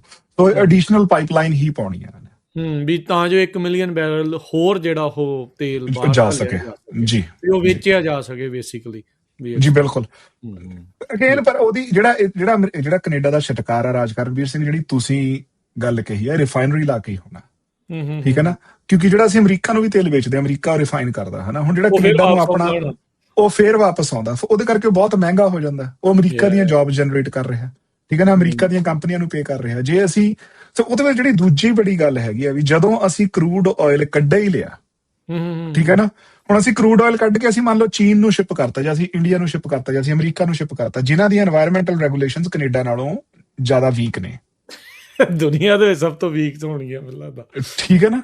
ਤੇ ਉਹ ਮਤਲਬ ਉਹ ਪੋਲਿਊਸ਼ਨ ਤਾਂ ਜਨਰੇਟ ਹੋ ਰਿਹਾ ਨਾ, ਵੀ ਉਹਦੇ ਨਾਲੋਂ ਚਾਹੀਦਾ ਕੀ ਹੈ ਵੀ ਇਹ ਜਿਹੜਾ ਨੈਟ ਜ਼ੀਰੋ ਵਾਲਾ ਕਾਰਬਨ ਵਾਲਾ ਨਾ, ਇਹ ਤਾਂ ਮਤਲਬ ਐਵੇਂ ਕਹਿ ਲਓ ਵੀ ਹੁਣ ਅੱਖਾਂ 'ਤੇ ਘੱਟਾ ਪਾਉਣ ਵਾਲੀ ਗੱਲ ਆ ਲੋਕਾਂ ਦੇ ਵੀ ਅਸੀਂ ਜੀ ਆਪਣਾ ਇੱਥੇ ਸਾਫ਼ ਰੱਖਣਾ, ਦੂਜੀ ਜਗ੍ਹਾ ਢੱਠੇ ਖੂਜ ਜਾਣ। ਵੀ ਜੀ ਡੋਂਟ ਕੇਅਰ। ਓਵਰਆਲ ਜੇ ਦੇਖਿਆ ਜਾਵੇ ਜਿਹੜਾ ਤੇਲ ਘੁੰਮ ਕੇ ਜਾ ਕੇ ਵਾਪਸ ਆਉਂਦਾ ਆ, ਆਈ ਥਿੰਕ ਇਟ ਪੋਲਿਊਟਸ ਮੋਰ। ਹੋ ਸਕਦਾ ਹੈ, ਬਿਲਕੁਲ ਹੋ ਨਹੀਂ ਸਕਦਾ। ਨਹੀਂ ਇਸੇ ਦਾ ਰੌਲਾ ਪਾਉਂਦੇ ਰਹਿੰਦੇ ਆ। ਹਾਂਜੀ ਜਾਂ ਦੇ ਕਰਨ ਜਾਂ ਸਾਰੇ ਕਰਨ ਜਾ ਕੇ ਵੀ ਫਿਰ ਅਸੀਂ ਵੀ ਕਿਉਂ ਕਰੀਏ। ਜੀ ਜੀ ਜੀ ਜੀ ਬਿਲਕੁਲ। ਇਹੀ ਸੋ ਉਹੀ ਹੈ ਇਹੀ ਨਾ ਵੀ ਵਿਚਾਰ ਦੇ ਤੁਸੀਂ ਨਾਲ ਆ ਨਾ। ਤੁਸੀਂ ਇਹਨੂੰ ਜ਼ਿਆਦਾ ਬੈਟਰ ਤਰੀਕੇ ਨਾਲ ਰਿਫਾਈਨ ਕਰ ਸਕਦੇ, ਕਿਉਂਕਿ ਜਿਹੜੀ ਕੈਨੇਡਾ ਦੀ ਜਿਹੜੀ ਨੌਲੇਜ ਹੈ, ਸੋ ਜਿਹੜਾ ਕੈਨੇਡੀਅਨ Yeah, ਇੰਜੀਨੀਅਰ ਹੈ ਜਾਂ ਜਿਹੜਾ ਇੱਥੋਂ ਦਾ ਐਜੂਕੇਸ਼ਨ ਸਿਸਟਮ ਹੈ, ਜਿਹੜੀਆਂ ਸਾਡੀ ਮਤਲਬ ਅਸੀਂ ਉਹਨੂੰ ਹੋਰ ਬਿਹਤਰ ਤਰੀਕੇ ਨਾਲ ਕਰ ਸਕਦੇ ਹਾਂ we have ਜੇ, more regulations ਵੈਸੇ ਵੀ। ਹਾਂਜੀ ਹਾਂ, ਜੇ ਅਸੀਂ ਕਲੈਕਟਿਵਲੀ ਉਸ ਚੀਜ਼ ਤੇ ਕੰਮ ਕਰੀਏ, ਹਨਾ। ਪਰ ਉਹ ਅਗੇਨ ਉਹੀ ਉਹ ਵਿਲ ਚਾਹੀਦੀ ਹੈ, ਤੇ ਉਹ ਦੇਖਦੇ ਆ ਵੀ ਉਹ ਅਗੇਨ ਜਿਹੜੀ ਡੈਮੋਕ੍ਰੇਸੀ ਦੇ ਵਿੱਚ ਇਹੀ ਚੀਜ਼ ਹੁੰਦੀ ਹੈ ਨਾ, ਵੀ ਉਹ ਕਿਵੇਂ ਹੋਣਾ। ਹੁਣ ਜੇ ਆਪਾਂ ਫਰਸਟ ਨੇਸ਼ਨ ਕਮਿਊਨਿਟੀਜ਼ ਜਿਹੜੇ ਇੱਥੋਂ ਦੇ ਐਕਚੁਅਲ ਚ ਬਸ਼ਿੰਦੇ, ਉਹਨਾਂ ਨਾਲ ਗੱਲ ਕਰੀਏ, ਉਹ ਕਹਿੰਦੇ ਵੀ ਨਹੀਂ ਯਾਰ, ਸਾਡੀ ਧਰਤੀ ਤੋਂ ਤੇਲ ਨਹੀਂ ਜਾਣਾ ਚਾਹੀਦਾ, ਤੇ ਉਹ ਤੇਲ ਵਰਤਦੇ ਵੀ ਨਹੀਂ, ਠੀਕ ਹੈ ਨਾ। ਉਹ ਕਹਿੰਦੇ ਵੀ ਨਹੀਂ, ਵੀ ਜਿਹੜਾ ਉਹਨਾਂ ਦਾ ਓਰੀਜਨਲ ਲਾਈਫ ਸਟਾਈਲ ਆ, ਉਹ ਬੜਾ ਮਿਨੀਮਲਿਸਟਿਕ ਜਿਹਾ ਹੈਗਾ। ਉਹ ਕਹਿੰਦੇ ਵੀ ਨਹੀਂ, ਵੀ ਸਾਨੂੰ ਸਾਡਾ ਸਰਦਾ। ਚਲੋ ਮੇ ਵੀ ਉਹਨਾਂ ਦਾ ਸਰਦਾ, ਦੁਨੀਆ ਦਾ ਨਹੀਂ ਸਰਦਾ। ਰਿਐਲਿਟੀ ਇਹ ਵੀ ਆ ਨਾ, ਜੀ ਵਾਲੇ ਤੋਂ ਭੱਜ ਵੀ ਨਹੀਂ ਸਕਦੇ ਜੀ। ਜੀ ਅੱਛਾ, ਅਗਲੀ ਆਪਾਂ ਹੁਣ ਗੱਲਾਂ ਵੱਲ ਨੂੰ ਵਧਦੇ ਹਾਂ। ਮੈਨੀਟੋਬਾ ਦੇ ਵਿੱਚ $37 ਮਿਲੀਅਨ ਦਾ ਡਰੱਗ ਬਸਟ ਹੋਇਆ ਹੈ ਜੀ। ਜੀ। ਤੋ ਜਿਹੜੀ ਮੈਂ ਇਹ ਖਬਰ ਤਾਂ ਕਰਕੇ ਇਸ ਸ਼ੋਅ ਦੇ ਵਿੱਚ ਡਿਸਕਸ ਕਰਨੀ ਚਾਹੁੰਦਾ ਸੀਗਾ, ਰਾਜਕਰਨਵੀਰ ਸਿੰਘ। ਜੀ ਸੋ ਜਿਹੜਾ $37 ਮਿਲੀਅਨ, ਮਤਲਬ ਜੇ ਆਪਾਂ ਜਿਹੜੇ ਅਮਰੀਕਾ ਦੇ ਵਿੱਚ ਡਰੱਗ ਬਸਟ ਹੁੰਦੇ ਆ ਉਹਦੇ ਨਾਲੋਂ ਤਾਂ ਇਹ ਨੰਬਰ ਕੋਈ ਬਹੁਤਾ ਵੱਡਾ ਨਹੀਂ ਹੈਗਾ, ਮਤਲਬ 37 ਮਿਲੀਅਨ। ਪਰ ਇਹਦੇ ਵਿੱਚ ਬਹੁਤ ਜ਼ਿਆਦਾ ਜਿਹੜੀਆਂ ਵੱਡੀਆਂ ਕ੍ਰਿਮੀਨਲ ਆਰਗੇਨਾਈਜੇਸ਼ਨਸ ਅਟੈਚਡ ਸੀਗੀਆਂ। ਮੈਕਸੀਕਨ ਕਾਰਟਲ, ਹੈਲਜ਼ ਐਂਜਲ, 33 ਬੰਦੇ ਅਰੈਸਟ ਹੋਏ ਆ। ਤੇ ਉਹਦੇ ਜਿਹੜੀ ਸਭ ਤੋਂ ਖੁਸ਼ੀ ਦੀ ਗੱਲ ਸੀਗੀ, ਰਾਜਕਰਨਵੀਰ ਸਿੰਘ, ਮਤਲਬ ਵੈਸੇ ਤਾਂ ਦੇਖੋ ਕੋਈ ਵੀ ਜਿਹੜਾ ਡਰੱਗ ਫੜ ਹੋਣਾ ਜਾਂ ਬਸਟ ਹੋਣਾ, ਇਹ ਇੱਕ ਖੁਸ਼ੀ ਦੀ ਗੱਲ ਹੈ, ਕਿਉਂਕਿ ਜਿਹੜਾ ਇਹ ਸਾਰਾ ਡਰੱਗ ਹੈ, ਇਹ ਮੈਨੀਟੋਬਾ ਦੇ ਵਿੱਚ ਸਪਲਾਈ ਹੋਣਾ ਸੀਗਾ, ਹਨਾ। ਇਹ ਜਿਹੜੀਆਂ ਸਾਡੀ ਕਮਿਊਨਿਟੀਜ਼ ਦੇ ਵਿੱਚ ਆਉਣਾ ਸੀਗਾ। ਸੋ ਬੜੀ ਖੁਸ਼ੀ ਦੀ ਗੱਲ ਹੈ। ਪਰ ਜਿਹੜੀ ਮੈਨੂੰ ਇੱਕ ਹੋਰ ਗੱਲ ਦੀ ਖੁਸ਼ੀ ਹੋਈ, ਵੀ ਉਹ ਜਿਹੜੇ 33 ਬੰਦੇ ਫੜ ਹੋਏ ਆ, ਉਹਨਾਂ ਵਿੱਚੋਂ ਇੱਕ ਵੀ ਸਿੰਘ ਨਹੀਂ ਹੈਗਾ, ਤੇ ਕੋਈ ਨਹੀਂ ਹੈਗਾ, ਹਨਾ। ਤੇ ਮੈਂ ਕਿਉਂਕਿ ਇਹ ਗੱਲ ਮੈਂ ਸਪੈਸ਼ਲੀ ਇਸ ਸ਼ੋਅ ਤੇ ਲੈ ਕੇ ਆਉਣਾ ਚਾਹੁੰਦਾ ਸੀਗਾ, ਕਿਉਂਕਿ ਇਹ ਗੱਲ ਨਹੀਂ ਹੈਗੀ ਵੀ ਸਾਡੇ ਬੰਦੇ ਡਰੱਗ ਦੇ ਵਿੱਚ ਨਹੀਂ ਪਏ ਹੋਏ, ਉਹ ਪਏ ਹੋਏ ਆ, ਉਹ ਬਹੁਤ ਫੜ ਹੁੰਦੇ ਆ, ਬਹੁਤ ਗਲਤ ਕੰਮ ਕਰਦੇ ਆ। ਪਰ ਜਿਹੜਾ ਆਮ ਆਪਾਂ ਅਕਸਰ ਇਹ ਗੱਲ ਕਰ ਲੈਂਦੇ ਨਾ, ਵੀ ਯਾਰ ਸਾਡੇ ਬੰਦਿਆਂ ਨੇ ਹੀ ਗੰਦ ਪਾਤਾ, ਵੀ ਜਿਵੇਂ ਸਾਰਾ ਡਰੱਗ ਹੀ ਸਾਡੀ ਕਮਿਊਨਿਟੀਜ਼ ਉਰੇ ਲੈ ਕੇ ਆਈਆਂ ਨੇ, ਹਨਾ। ਵੀ ਉਹ ਗੱਲ ਲਈ ਮੈਂ ਇਹ ਖਬਰ ਜਿਹੜੀ ਜ਼ਰੂਰ ਇਸ ਮਾਧਿਅਮ ਰਾਹੀਂ ਲੈ ਕੇ ਆਉਣਾ ਚਾਹੁੰਦਾ ਸੀਗਾ। ਸੋ 33 ਬੰਦੇ ਫੜ ਹੋਏ ਆ ਜੀ। $37.2 ਮਿਲੀਅਨ ਦੀ cocaine, math, fentanyl. Winnipeg police ਨੇ 2 ਸਾਲ ਤੋਂ ਆਪਰੇਸ਼ਨ ਚੱਲ ਰਿਹਾ ਸੀਗਾ, 2 ਸਾਲ ਤੋਂ ਇਹਦੀ ਇਨਵੈਸਟੀਗੇਸ਼ਨ ਚੱਲ ਰਹੀ ਸੀਗੀ।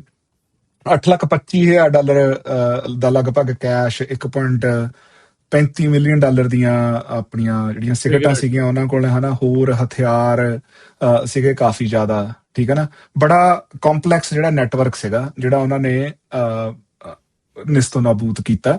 ਹੁਣ ਨਾਰਮਲੀ ਜਿਹੜੇ ਇਦਾਂ ਦੇ ਜਿਹੜੇ ਏਡੇ ਵੱਡੇ ਆਪਰੇਸ਼ਨ ਹੁੰਦੇ ਆ, ਕਿਉਂਕਿ ਇਹ ਗੱਲ ਮੰਨੀ ਜਾਂਦੀ ਹੈ ਵੀ ਜਿਹੜਾ ਪੁਲਿਸ ਸਿਸਟਮ ਹੈਗਾ, ਉਹਦੇ ਵਿੱਚ ਵੀ ਇਨਸਾਈਡਰ ਹੁੰਦੇ ਆ ਡਰੱਗ ਵਾਲਿਆਂ ਦੇ, ਵੀ ਉਹ ਨਹੀਂ ਇਦਾਂ ਦੇ ਜਿਹੜੇ ਆਪਰੇਸ਼ਨ ਸਿਰੇ ਚੜ੍ਹਦੇ।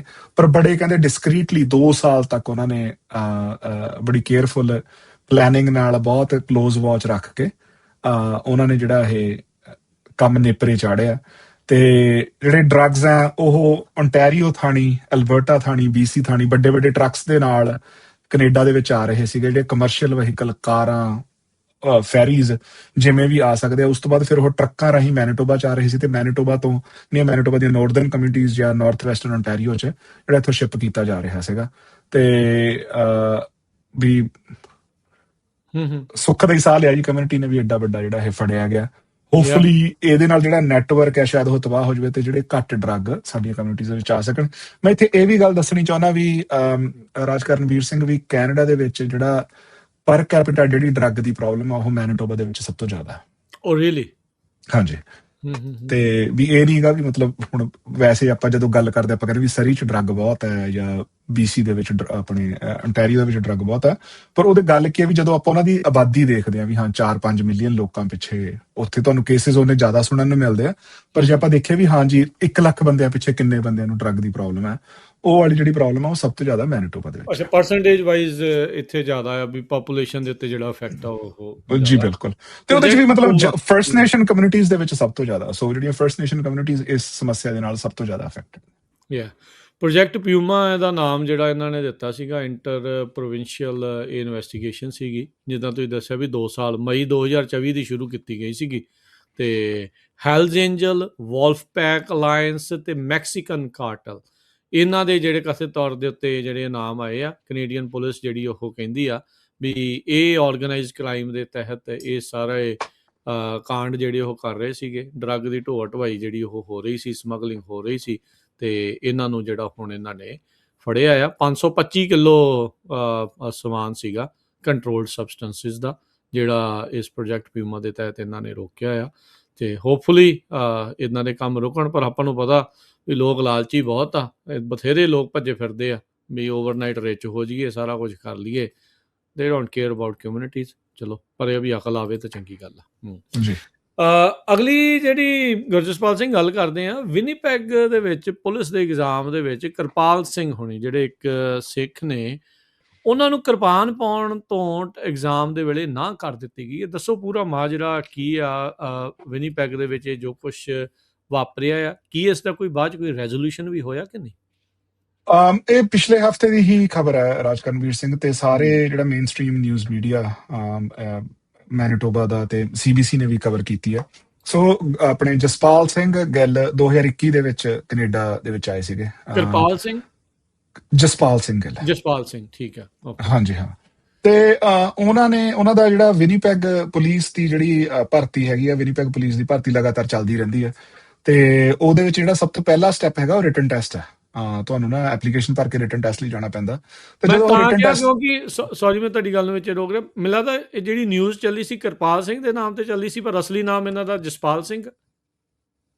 ਮੇਰੇ ਕੋਲੇ ਜਸਪਾਲ ਸਿੰਘ ਗਿੱਲ ਹੈ ਜੀ ਨਾਮ। ਹਾਂਜੀ, ਓਰੀਜਨਲੀ ਕਹਿੰਦੇ ਵੀ ਰਿਪੋਰਟ ਕਿਰਪਾਲ ਸਿੰਘ ਦੇ ਨਾਂ ਦੇ ਉੱਤੇ ਜਿਹੜੀ ਹੋਈ ਸੀ। ਸੋ ਇੱਥੇ ਵੀ ਰਿਪੋਰਟਿੰਗ ਤੋਂ ਵੀ ਇਹ ਪਤਾ ਲੱਗਦਾ ਵੀ ਦੇ ਡੋਂਟ ਕੇਅਰ ਸੀਰੀਅਸਲੀ, ਨਹੀਂ ਲੈਂਦੇ ਨਾਵਾਂ ਨੂੰ। ਹਾਂਜੀ ਹਾਂਜੀ, ਨਹੀਂ ਉਹ ਜਸਪਾਲ ਸਿੰਘ ਗਿੱਲ ਹੈ ਜੀ। ਆਪਣੇ ਇੱਥੇ ਮਿੱਤਰ ਹੈਗੇ ਆ ਦਲਜੀਤਪਾਲ ਸਿੰਘ ਬਰਾੜ MLA, ਉਹ ਤੁਹਾਡੇ ਸ਼ੋਅ ਤੇ ਵੀ ਆਏ ਹੋਏ ਆ। ਹਾਂਜੀ, ਹਨਾ। ਉਹ ਐਜ਼ ਐਨ MLA ਉਹ ਇਸ ਗੱਲ ਦੀ ਐਡਵੋਕੇਸੀ ਕਰ ਰਹੇ ਆ, ਉਹਦੀ ਉਹ ਪੁੱਛ ਪੜਤਾਲ ਕਰ ਰਹੇ ਆ। ਉਹਨਾਂ ਨੇ ਲੇਟੈਸਟ ਅਪਡੇਟ ਵੀ ਦਿੱਤੀ ਹੈ ਵੀ ਹਾਂ ਉਹ ਵਿਨੀਪੈਗ ਪੁਲਿਸ ਨਾਲ, ਤੇ ਜਿਹੜਾ ਕਿਉਂਕਿ ਜਿਹੜੀ ਸਿਟੀ ਗਵਰਨਮੈਂਟ ਆ ਉਹ ਮਿਊਨਿਸਪਲ ਗਵਰਨਮੈਂਟ ਉਹ ਡਿਫਰੈਂਟਲੀ ਕੰਮ ਕਰਦੀ ਹੈ ਪ੍ਰੋਵਿੰਸ਼ੀਅਲ ਗਵਰਨਮੈਂਟ ਨਾਲੋਂ। ਪਰ ਉਹਨਾਂ ਨੂੰ ਟੈਸਟ ਤੇ ਜਾਣ ਤੋਂ ਪਹਿਲਾਂ ਉਹਨਾਂ ਨੂੰ ਕਿਹਾ ਗਿਆ ਵੀ ਤੁਸੀਂ ਜਿਹੜੀ ਕਿਰਪਾਨ ਪਾ ਕੇ ਇਹ ਟੈਸਟ ਦੇ ਅੰਦਰ ਨਹੀਂ ਜਾ ਸਕਦੇ। ਵਿਨੀਪੈਗ ਪੁਲਿਸ ਨੇ ਉਹਨਾਂ ਨੂੰ ਕਿਹਾ ਵੀ ਅਸੀਂ ਤੁਹਾਨੂੰ ਸਟੋਰੇਜ ਲਈ ਜਗ੍ਹਾ ਦੇ ਦਿੰਦੇ ਹਾਂ, ਵੀ ਤੁਸੀਂ ਆਪਣੀ ਕਿਰਪਾਨ ਲਾ ਕੇ ਵੀ ਤੁਸੀਂ ਉਸ ਸਟੋਰੇਜ ਦੇ ਵਿੱਚ ਬਹੁਤ ਰਿਸਪੈਕਟਫੁਲੀ ਤੁਸੀਂ ਰੱਖ ਸਕਦੇ ਹੋ। ਪਰ ਜਸਪਾਲ ਸਿੰਘ ਕਹਿੰਦੇ ਵੀ ਨਹੀਂ, ਮੈਂ ਕਿਰਪਾਨ ਪਾ ਕੇ ਹੀ ਜਿਹੜਾ ਇਹ ਟੈਸਟ ਦੇਣਾ। ਸੋ ਉਹਨਾਂ ਨੂੰ ਉਹ ਟੈਸਟ ਦੇਣ ਤੋਂ ਡਿਨਾਈ ਕਰ ਦਿੱਤਾ ਗਿਆ। ਹਜੇ ਇੰਨੀ ਕਈ ਗੱਲ ਹੈ ਵੀ ਉਹ ਤੋਂ ਬਾਅਦ ਫਿਰ ਉਹਨਾਂ ਨੇ ਐਡਵੋਕੇਸੀ ਸ਼ੁਰੂ ਕੀਤੀ ਹੈ। WSO ਨੇ ਵੀ ਇਹ ਗੱਲ ਕਹੀ ਹੈ ਵੀ ਤੁਸੀਂ ਬੇਸਿਕਲੀ ਵੀ ਜਿਹੜਾ ਚਾਰਟਰ ਹੈ ਉਹ ਅਲਾਓ ਕਰਦਾ ਵੀ ਕੋਈ ਵੀ ਬੰਦਾ ਰਿਲੀਜੀਅਸ ਰਾਈਟਸ ਜਿਹੜੇ ਹੈਗੇ ਆ, ਰਿਲੀਜੀਅਸ ਰਾਈਟਸ ਜਿਹੜੇ ਉਹ ਦੇ ਸਕਦੇ। ਤੇ ਉਹਦੇ ਬਾਅਦ ਦੂਜੀ ਗੱਲ ਹੈਗੀ ਵੀ ਤੁਸੀਂ ਕਿਸੇ ਦੀਆਂ ਜਿਹੜੀਆਂ ਰਿਲੀਜੀਅਸ ਪ੍ਰੈਕਟਿਸਿਸ ਕਰਕੇ ਉਹਨਾਂ ਨੂੰ ਜਿਹੜੀ ਬੇਸਿਕਲੀ ਇਹ ਕਮਿਊਨਿਟੀ ਸਰਵਿਸ ਹੀ ਮੰਨ ਲਈ ਜਾਂਦੀ ਆ। ਜਿਹੜੀ ਪੁਲਿਸ ਦੀ ਨੌਕਰੀ ਹੈ ਉਹ ਇੰਨੀ ਸੌਖੀ ਨੌਕਰੀ ਨਹੀਂ ਹੈਗੀ ਵੀ ਜਿਹੜਾ ਬੰਦਾ ਪੁਲਿਸ 'ਚ ਭਰਤੀ ਹੋਣਾ ਚਾਹੁੰਦਾ ਉਹਨੂੰ ਇਹੀ ਮੰਨਿਆ ਜਾਂਦਾ ਵੀ ਯਾਰ ਇਹ ਸਰਵਿਸ ਕਰਨੀ ਚਾਹੁੰਦਾ ਬੰਦਾ, ਇਹ ਕਮਿਊਨਿਟੀ ਦੀ ਮਦਦ ਕਰਨੀ ਚਾਹੁੰਦਾ, ਵੀ ਤੁਸੀਂ ਉਸ ਗੱਲ ਤੋਂ ਰੋਕ ਰਹੇ ਹੋ। ਸੋ WSO ਨੇ ਵੀ ਇਹ ਮੁੱਦਾ ਚੱਕਿਆ ਹੈਗਾ। ਜਿਹੜੇ ਇਹਦੇ ਤੇ ਵਿਚਾਰ ਆ ਰਹੇ ਆ ਉਹ ਦੋਨੇ ਪਾਸੇ ਆ ਰਹੇ ਆ, ਹਨਾ। ਕਿਉਂਕਿ ਜਿਹੜੀ ਐਂਟੀ ਇਮੀਗ੍ਰੈਂਟ ਹੇਟ ਆ, ਜਾਂ ਜਿਹੜੀ ਵੈਸੇ ਹੀ ਆਪਾਂ ਮੇਨ ਸਟ੍ਰੀਮ ਮੀਡੀਆ ਦੇ ਵਿੱਚ ਜਾਂ ਸੋਸ਼ਲ ਮੀਡੀਆ ਦੇ ਉੱਤੇ ਆਪਾਂ ਦੇਖਦੇ ਹਾਂ, ਉਹ ਇਹੀ ਹੈ, ਕਹਿੰਦੇ ਵੀ ਸਪੈਸ਼ਲੀ ਜਿਹੜੇ ਉਹ ਰੇਸਿਸਟ ਕਮੈਂਟ ਆ ਰਹੇ ਆ ਵੀ ਹਾਂ ਤੁਸੀਂ ਇੰਟੀਗ੍ਰੇਟ ਕਾਤੇ ਨਹੀਂ ਹੋਣਾ ਚਾਹੁੰਦੇ, ਤੁਸੀਂ ਜੇ ਤੂੰ ਪੁਲਿਸ ਨੂੰ ਸਰਵਿਸ ਕਰਨੀ ਆ ਤਾਂ ਤੂੰ ਆਪਣੇ ਜਿਹੜੇ ਰਿਲੀਜੀਅਸ ਸਿੰਬਲ ਆ ਉਹ ਕਾਤੇ ਪਾ ਕੇ ਜਾਣਾ ਚਾਹੁੰਦਾ। ਜਿਹੜੀ ਕਿਊਬੈਕ ਦੇ ਵਿੱਚ ਤਾਂ ਆਪਾਂ ਦੇਖਿਆ ਵੀ ਇਹਨਾਂ ਚੀਜ਼ਾਂ ਦਾ ਬੈਨ ਹੀ ਲੱਗਿਆ ਹੋਇਆ, ਲਾਈਕ ਉਹ ਤਾਂ ਪਬਲਿਕ ਬੈਨ ਹੀ ਹੈ ਵੀ ਤੁਸੀਂ ਪਬਲਿਕ ਸਪੇਸਿਸ ਦੇ ਵਿੱਚ ਜਾ ਹੀ ਨਹੀਂ ਸਕਦੇ। ਮੈਨੀਟੋਬਾ ਦੇ ਵਿੱਚ ਇਦਾਂ ਦੀ ਕੋਈ ਸਮੱਸਿਆ ਨਹੀਂ ਹੈਗੀ, ਪਰ ਜਿਹੜੀ ਵਿਨੀਪੈਗ ਪੁਲਿਸ ਕਹਿ ਰਹੀ ਵੀ ਸਾਡੀ ਪ੍ਰੋਟੋਕੋਲ ਹੈ ਇਹ ਵੀ ਹਾਂ ਤੁਸੀਂ ਜਿਹੜੇ ਵੈਪਨ ਲੈ ਕੇ ਜਿਹੜਾ ਸਾਡਾ ਆਫਿਸ ਹੈਗਾ, ਜਿਹੜਾ ਸਾਡਾ ਜਿਹੜਾ ਵਿਨੀਪੈਗ ਪੁਲਿਸ ਡਿਪਾਰਟਮੈਂਟ ਦਾ ਦਫ਼ਤਰ ਹੈਗਾ ਉੱਥੇ ਨਹੀਂ ਆ ਸਕਦੇ ਜਿੱਥੇ ਇਹ ਟੈਸਟ ਹੋਣਾ ਹੁੰਦਾ। ਇਹਦੀ ਹਜੇ ਕੋਈ ਕੰਪਲੀਟ ਰੈਜ਼ੋਲੂਸ਼ਨ ਨਹੀਂ ਹੋਈ, ਮੇਰੇ ਖਿਆਲ ਨਾਲ ਐਡਵੋਕੇਸੀ ਹੀ ਚੱਲ ਰਹੀ ਆ। ਪਰ ਰਾਜਕਰਨਵੀਰ, ਮੇਰੇ ਜਿਹੜਾ ਐਕਸਪੀਰੀਅੰਸ ਇਹ ਕਹਿੰਦਾ ਵੀ ਜਦੋਂ ਕੋਈ ਵੀ ਗੱਲ ਮੀਡੀਆ ਦੇ ਵਿੱਚ ਚਲੀ ਗਈ ਉਸ ਤੋਂ ਬਾਅਦ ਉਹਦੀ ਰੈਜ਼ੋਲੂਸ਼ਨ ਬੜੀ ਔਖੀ ਹੋ ਜਾਂਦੀ ਹੈ। ਜਿਹੜੀਆਂ ਇਦਾਂ ਦੀਆਂ ਗੱਲਾਂ ਨਾ ਇਹ ਕਿਉਂਕਿ ਉਸ ਤੋਂ ਬਾਅਦ ਪਿੱਛੇ ਹੱਲ ਹੋ ਜਾਣ ਜਦੋਂ ਰੌਲਾ ਪੈ। ਹਾਂਜੀ ਹਾਂਜੀ ਹਾਂਜੀ ਹਾਂ, ਕਿਉਂਕਿ ਜਦੋਂ ਮੀਡੀਆ ਦੇ ਵਿੱਚ ਚਲੀ ਗਈ ਉਸ ਤੋਂ ਬਾਅਦ ਤਾਂ ਜਿਹੜਾ ਆਫਿਸਰ ਹੁੰਦਾ ਉਹਦੀ ਨੈਗੋਸ਼ੀਏਸ਼ਨ ਪਾਵਰ ਖਤਮ ਹੋ ਜਾਂਦੀ ਹੈ, ਉਹਨੂੰ ਬਾਏ ਦਾ ਬੁੱਕ ਹੀ ਕਰਨਾ ਪੈਂਦਾ। ਹੁਣ ਜਾਂ ਤਾਂ ਇਹ ਹੈ ਵੀ ਇਹਦਾ ਰੂਲ ਜੋ ਵੀ ਉਹਨਾਂ ਦੀ ਵਿਨੀਪੈਗ ਪੁਲਿਸ ਦੇ ਵਿੱਚ ਇਹਦਾ ਰੂਲ ਹੈ, ਕਿਉਂਕਿ ਜਿਹੜੀ ਅਕੋਮੋਡੇਸ਼ਨ ਹੁੰਦੀ ਹੈ ਕਈ ਵਾਰੀ ਉਹ ਪਰਸਨਲ ਡਿਸੀਜਨ ਹੁੰਦਾ। ਇਹ ਵੀ ਹੋ ਸਕਦਾ ਸੀ ਵੀ ਉਸ ਦਿਨ ਜਿਹੜਾ ਉੱਥੇ ਪੁਲਿਸ ਆਫੀਸਰ ਹੁੰਦਾ ਉਹ ਕਹਿੰਦਾ ਵੀ ਚੱਲ ਯਾਰ ਕੋਈ ਨਹੀਂ, ਮੈਨੂੰ ਪਤਾ ਵੀ ਤੇਰੀ ਇਹ ਸੈਰੇਮੋਨੀਅਲ ਚੀਜ਼ ਆ, ਤਾਂ ਤੂੰ ਟੈਸਟ ਦੇ ਲੈ, ਠੀਕ ਹੈ ਨਾ। ਪਰ ਉਸ ਦਿਨ ਜਿਹੜਾ ਪੁਲਿਸ ਆਫੀਸਰ ਸੀਗਾ ਉਹਨੇ ਜੋ ਕਿਤਾਬਾਂ ਦੇ ਵਿੱਚ ਲਿਖਿਆ ਹੋਇਆ ਉਹ ਫੋਲੋ ਕੀਤਾ। ਹੁਣ ਉਹਦਾ ਇੱਕ ਪੂਰਾ ਪ੍ਰੋਸੈਸ ਚੱਲੂਗਾ ਵੀ ਹਾਂ ਜੇ ਇਨਫ ਬੰਦਿਆਂ ਨੇ ਉਸ ਚੀਜ਼ ਲਈ ਐਡਵੋਕੇਟ ਕੀਤਾ ਵੀ ਤੁਸੀਂ ਕਿਰਪਾਨ ਪਾ ਕੇ ਲੋਕਾਂ ਨੂੰ ਇਹ ਟੈਸਟ ਦੇਣ ਦਿੱਤਾ ਜਾਵੇ, ਹਨਾ। ਇਹਦੇ ਵਿੱਚ ਜਿਹੜੀ ਦੂਜੀ ਚੀਜ਼ ਹੈਗੀ ਆ, ਇਹ ਪ੍ਰੈਸੀਡੈਂਟ ਦੇਖਣਾ ਪੈਣਾ ਵੀ ਕੀ ਕੋਈ ਅੰਮ੍ਰਿਤਧਾਰੀ ਸਿੱਖ ਕਿਰਪਾਨ ਪਾ ਕੇ ਵਿਨੀਪੈਗ ਪੁਲਿਸ ਦੇ ਵਿੱਚ ਪਹਿਲਾਂ ਕੰਮ ਕਰ ਰਿਹਾ। ਮੈਨੂੰ ਪਤਾ, ਹਾਂਜੀ, RCMP ਜਿਹੜੀ ਫੈਡਰਲ ਪੁਲਿਸ ਹੈ, ਜਿਹੜੀ ਸਾਡੀ ਹੈਗੀ ਰਾਇਲ ਕੈਨੇਡੀਅਨ ਮਾਊਂਟਡ ਪੁਲਿਸ, ਉਹਦੇ ਵਿੱਚ ਅੰਮ੍ਰਿਤਧਾਰੀ ਸਿੱਖ ਜੌਬ ਕਰ ਰਹੇ ਨੇ ਤੇ ਉਹ ਕਿਰਪਾਨ ਪਾ ਕੇ ਕਰ ਰਹੇ ਨੇ, ਠੀਕ ਹੈ ਨਾ। ਇਹ ਬਹੁਤ ਪੁਰਾਣੀ ਬਲਤੇਜ ਸਿੰਘ ਢਿੱਲੋਂ ਹੋਣੀ BC ਤੋਂ, ਹਨਾ, ਉਹਨਾਂ ਨੇ ਪਹਿਲਾਂ ਪੱਗ ਪਾ ਕੇ ਜੌਬ ਕਰਨ ਦੀ ਜਿਹੜੀ ਆਜ਼ਾਦੀ ਲਈ ਅੱਜ ਤੋਂ 20 25 30 ਸਾਲ ਪਹਿਲਾਂ ਉਹਨਾਂ ਨੇ ਬਹੁਤ ਇਹ ਲੰਬੀ ਲੜਾਈ ਲੜੀ, ਹਨਾ। ਤੇ ਫਿਰ ਉਸ ਤੋਂ ਬਾਅਦ ਵੀ ਕਿਰਪਾਨ ਪਾ ਕੇ ਵੀ ਨਾ ਅਲਾਉ ਕੀਤਾ ਗਿਆ, ਹਨਾ। ਵੀ ਉਹਦੀ ਜਿਹੜੀ ਹੁਣ ਇਹ ਚੀਜ਼ ਦੇਖਣੀ ਪੈਣੀ ਵੀ ਵਿਨੀਪੈਗ ਦੇ ਵਿੱਚ ਉਹ ਚੀਜ਼ ਅਲਾਉਡ ਹੈ ਜਾਂ ਨਹੀਂ ਹੈ, ਜਾਂ ਵਿਨੀਪੈਗ ਪੁਲਿਸ ਦੀ ਫਿਰ ਉਹ ਅਗੇਨ ਇਹ ਇੱਕ ਲੰਬੀ ਜੱਦੋ-ਜਹਿਦ ਹੈ, ਹਨਾ, ਜਿਹੜੀ ਚੱਲੂਗੀ। ਤੇ ਇਹਨਾਂ ਮਸਲਿਆਂ ਦੇ ਰੈਜ਼ੋਲੂਸ਼ਨ ਇੰਨੀ ਛੇਤੀ ਨਹੀਂ ਹੁੰਦੇ। ਅਗੇਨ ਦੇਖਣਾ ਪੈਣਾ ਵੀ ਉਹ ਕੀ ਬਣਦਾ ਉਹਦਾ। ਇੱਕ ਪ੍ਰੋਫੈਸਰ ਨੇ ਯੂਨੀਵਰਸਿਟੀ ਆਫ ਮੈਨੀਟੋਬਾ ਦੇ, ਨੀਲ ਮੈਕਆਰਥਰ, ਲੀਗਲ ਐਕਸਪਰਟ ਨੇ, ਉਹ ਕਹਿੰਦੇ ਵੀ ਮੈਨੂੰ ਆਰਡਸ ਕਹਿੰਦੇ ਵੀ ਇਹਦੇ ਚੰਗੇ ਲੱਗ ਰਹੇ ਆ, ਵੀ ਕੋਰਟ ਪ੍ਰੋਸੈਸ ਦੇ ਥਰੂ ਜੇ ਉਹ ਕਹਿ ਲਓ ਵੀ ਸੂ ਕਰਦੇ ਆ ਜਾਂ ਇਹ ਹਿਊਮਨ ਰਾਈਟ ਦੀਆਂ ਕਮਿਸ਼ਨ ਦੇ ਉਲਟ ਜੇ ਉਹ ਕੰਪਲੇਂਟ ਵਗੈਰਾ ਇਸ ਹਿਸਾਬ ਦੇ ਨਾਲ ਜਿਹੜਾ ਉਹ ਕਰਦੇ ਆ, ਕਹਿੰਦੇ ਵੀ ਆਪਣੇ ਕੋਲ ਸੁਪਰੀਮ ਕੋਰਟ ਦਾ ਇੱਕ ਪ੍ਰੈਸੀਡੈਂਟ ਹੈਗਾ ਆ ਜਿਹੜਾ ਕਲੀਅਰ ਆ, ਵੀ ਜਿਹਦੇ ਕਰਕੇ ਕਹਿੰਦਾ ਵੀ ਮੈਨੂੰ ਲੱਗਦਾ ਵੀ his odds are probably quite good in court process. So ਜੀ ਬਿਲਕੁਲ, ਉਹਦੇ 'ਚ ਫਿਰ ਤੁਸੀਂ ਚੱਕਰੇ ਹੁੰਦਾ ਨਾ ਵੀ ਹੁਣ ਜਿਹੜੀ ਸਿਟੀ ਦੀ ਰੂਲਿੰਗ ਹੈ ਉਹਨੂੰ ਤੁਸੀਂ ਕਰਨਾ ਹੁੰਦਾ ਵੀ ਜਿਹੜੀ ਚਾਰਟਰ ਆਫ ਰਾਈਟਸ ਹੈ ਜਾਂ ਜਿਹੜੀ ਕੈਨੇਡੀਅਨ ਕਨਸਟੀਟਿਊਸ਼ਨ ਹੈ ਉਹਨੂੰ ਸੁਪਰਸੀਡ ਕਰਦੀ ਹੈ ਜਾਂ ਨਹੀਂ ਕਰਦੀ। ਸੋ ਚੈਲੰਜ ਇਹ ਹੁੰਦਾ ਤੇ ਉਹਨਾਂ ਦੀਆਂ ਚੀਜ਼ਾਂ ਜੱਜਸ ਨਹੀਂ, ਹਾਂਜੀ, ਕੋਰਟ ਨੇ ਡਿਸਾਈਡ ਕਰਨੀਆਂ ਹੁੰਦੀਆਂ, ਕੋਰਟ ਨੇ ਡਿਸਾਈਡ ਕਰਨੀਆਂ। ਤੇ ਰਾਈਟਸ ਮੈਨੂੰ ਲੱਗਦਾ ਕਈ ਵਾਰੀ ਫਿਰ ਓਬਵੀਅਸਲੀ ਉੱਤੇ ਨੂੰ ਜਿਹੜਾ ਉਹ ਚਲੇ ਜਾਂਦੇ। ਚਲੋ ਦੇਖਾਂਗੇ ਲੀਗਲ ਮੈਟਰ ਦੇ ਵਿੱਚ ਅੱਗੇ ਕੀ ਬਣਦਾ ਆ। ਪਰ ਜਿਹੜੀ ਮੈਂ ਸ਼ੁਰੂਆਤ 'ਚ ਗੱਲ ਕੀਤੀ ਸੀ, ਦੇਖੋ ਪਹਿਲੋਂ ਰਿਪੋਰਟਿੰਗ 'ਚ ਕਿਰਪਾਲ ਸਿੰਘ ਸੀ, ਪਰ ਜਿੱਦਾਂ ਤੁਸੀਂ ਦੱਸਿਆ ਵੀ ਅਸਲੀ ਨਾਂ ਉਹਨਾਂ ਦਾ ਜਸਪਾਲ ਸਿੰਘ ਗਿੱਲ ਜਿਹੜਾ ਉਹ ਸਾਹਮਣੇ ਅਸਲ ਦੇ ਵਿੱਚ ਜਿਹੜਾ ਉਹ ਆਇਆ ਹੈਗਾ ਆ। ਇਜ਼ਰਾਈਲ ਦੇ ਉੱਤੇ ਸਖਤੀ ਕੀਤੀ ਜਾਵੇ, ਐਕਸ਼ਨ ਸਖਤ ਲਿਆ ਜਾਵੇ। 200 ਜਿਹੜੇ ਸਾਬਕਾ ਕੈਨੇਡੀਅਨ ਡਿਪਲੋਮੈਟਸ ਆ ਉਹਨਾਂ ਨੇ ਮੰਗ ਕੀਤੀ ਹੈ। ਹਾਂਜੀ, ਸੋ ਪਿਛਲੇ ਸਾਲ ਸਤੰਬਰ ਦੇ ਵਿੱਚ ਪ੍ਰਧਾਨ ਮੰਤਰੀ ਕਾਰਨੀ ਨੇ ਪੈਲਸਟਾਈਨ ਨੂੰ ਪਹਿਲੀ ਵਾਰੀ ਆਫੀਸ਼ੀਅਲੀ ਰੈਕਗਨਾਈਜ਼ ਕੀਤਾ ਕੈਨੇਡਾ ਵੱਲੋਂ। ਇਹਦੇ ਵਿੱਚ ਉਹਨਾਂ ਨੇ ਇਹ ਕੰਡੀਸ਼ਨ ਕਿਹਾ ਸੀਗਾ ਵੀ ਕਿਉਂਕਿ ਜਿਹੜਾ ਇਜ਼ਰਾਈਲ ਹੈ ਉਹ ਗਾਜ਼ਾ ਦੇ ਵਿੱਚ ਨਿਰਾਘਾਣ ਕਰ ਰਿਹਾ ਹੈ, ਵੀ ਉਹਨੂੰ ਜਿਹੜਾ 2 ਸਟੇਟ ਸੋਲੂਸ਼ਨ ਨਾਲ ਹੱਲ ਕੀਤਾ ਜਾ ਸਕਦਾ। ਪਰ ਉਹ ਮੇਅਰ ਵਰਡਸ ਹੀ ਸੀਗੇ, ਠੀਕ ਹੈ ਨਾ। ਉਦੋਂ ਤੁਹਾਨੂੰ ਵੀ ਚੇਤਾ ਹੋਣਾ, ਆਪਾਂ ਵੀ ਸ਼ੋਅ ਕੀਤਾ, ਆਪਾਂ ਬੜੇ ਖੁਸ਼ ਹੋਏ ਸੀਗੇ ਵੀ ਯਾਰ ਕੈਨੇਡਾ ਨੇ ਇਹ ਚੀਜ਼ ਰੈਕਗਨਾਈਜ਼ ਕੀਤੀ, ਨਿਊਜ਼ੀਲੈਂਡ ਨੇ ਰੈਕਗਨਾਈਜ਼ ਕੀਤੀ ਹੈ, ਹਨਾ। ਤੇ ਵੀ ਪੋਜ਼ਿਟਿਵ ਸਟੈਪ ਹੈ ਜੇ ਕੈਨੇਡਾ ਜੇ ਕੁਝ ਵੀ ਕਰ ਸਕਦਾ ਜਿਹਦੇ ਨਾਲ ਜਿਹੜਾ ਕਤਲੇਆਮ ਹੈ ਹੁਣ ਸਦਰਨ ਲੈਬਨਾਨ ਦੇ ਵਿੱਚ, ਉਹ ਜਿਹੜਾ ਕਤਲੇਆਮ ਇਜ਼ਰਾਈਲ ਵੱਲੋਂ ਚੱਲ ਰਿਹਾ ਹੈ ਉਹਨੂੰ ਘਟਾਇਆ ਜਾ ਸਕੇ। ਪਰ ਉਸ ਤੋਂ ਬਾਅਦ ਅਸੀਂ ਦੇਖਦੇ ਹਾਂ ਵੀ ਕੈਨੇਡਾ ਨੇ ਹੋਰ ਕੁਝ ਵੀ ਨਹੀਂ ਕੀਤਾ। ਉਹ ਇੱਕ ਸਿੰਪਲੀ ਉਹ ਬਿਆਨ ਆ ਗਿਆ ਵੀ ਅਸੀਂ ਲਾਂਚ ਕਰਦੇ ਹਾਂ, ਉਸ ਤੋਂ ਬਾਅਦ ਕੁਝ ਨਹੀਂ ਕੀਤਾ। ਸੋ ਉਹ ਤੋਂ ਬਾਅਦ ਹੁਣ ਅੱਕੇ ਹੋਏ ਜਿਹੜੇ ਆਪਾਂ ਲਾ ਲਈਏ ਜਿਹੜੇ ਐਕਸ ਡਿਪਲੋਮੈਟਸ ਨੇ, 200 ਡਿਪਲੋਮੈਟ, ਮਤਲਬ ਜਿਹੜੇ ਡਿਪਲੋਮੈਟ ਆ ਬਹੁਤ ਸੀਨੀਅਰ ਅਫੀਸ਼ੀਅਲ ਹੈ, ਹਨਾ, ਕੈਨੇਡਾ ਦੀ ਸਰਕਾਰ ਦੇ ਵਿੱਚ।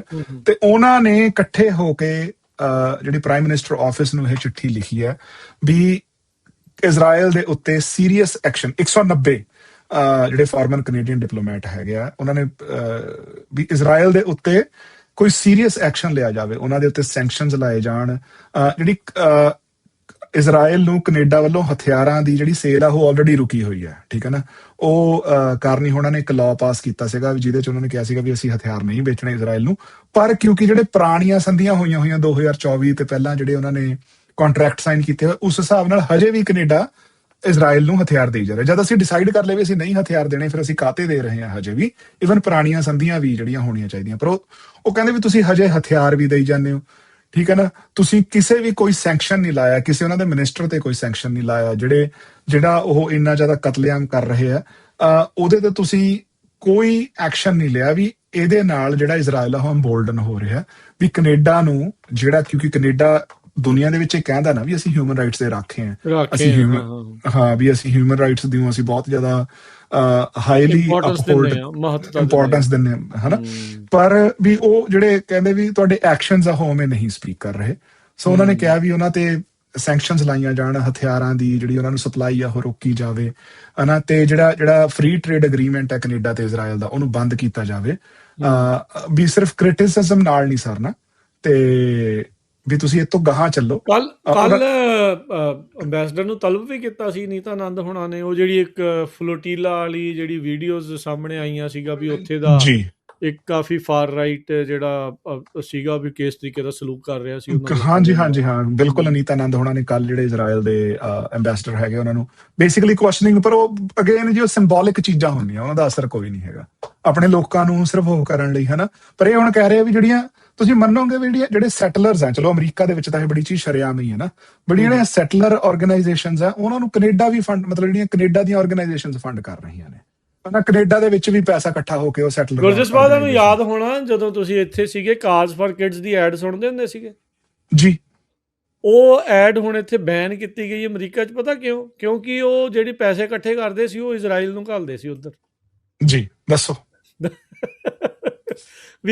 ਵੀ ਨਿਆਣਿਆਂ ਨੂੰ ਸਮਰ ਕੈਂਪ ਦੇ ਨਾਂ ਦੇ ਉੱਤੇ ਉੱਥੇ ਜਿਹੜਾ ਉਹ ਘਲਾ ਕੇ ਇਜ਼ਰਾਈਲ ਨੂੰ ਘੱਲੇ ਜਾਂਦੇ ਸੀਗੇ, ਤੇ ਸੋ ਅਦਾਲਤ ਨੇ ਕਿਹਾ ਵੀ ਹੁਣ ਤੁਸੀਂ ਇਹ ਵਾਲੀ ਐਡ ਇਸ ਲਈ ਨਹੀਂ ਤੁਸੀਂ ਰਨ ਕਰ ਸਕਦੇ, ਤੁਸੀਂ ਲੋਕਾਂ ਨੂੰ ਧੋਖਾ ਦਿੱਤਾ ਹੈ।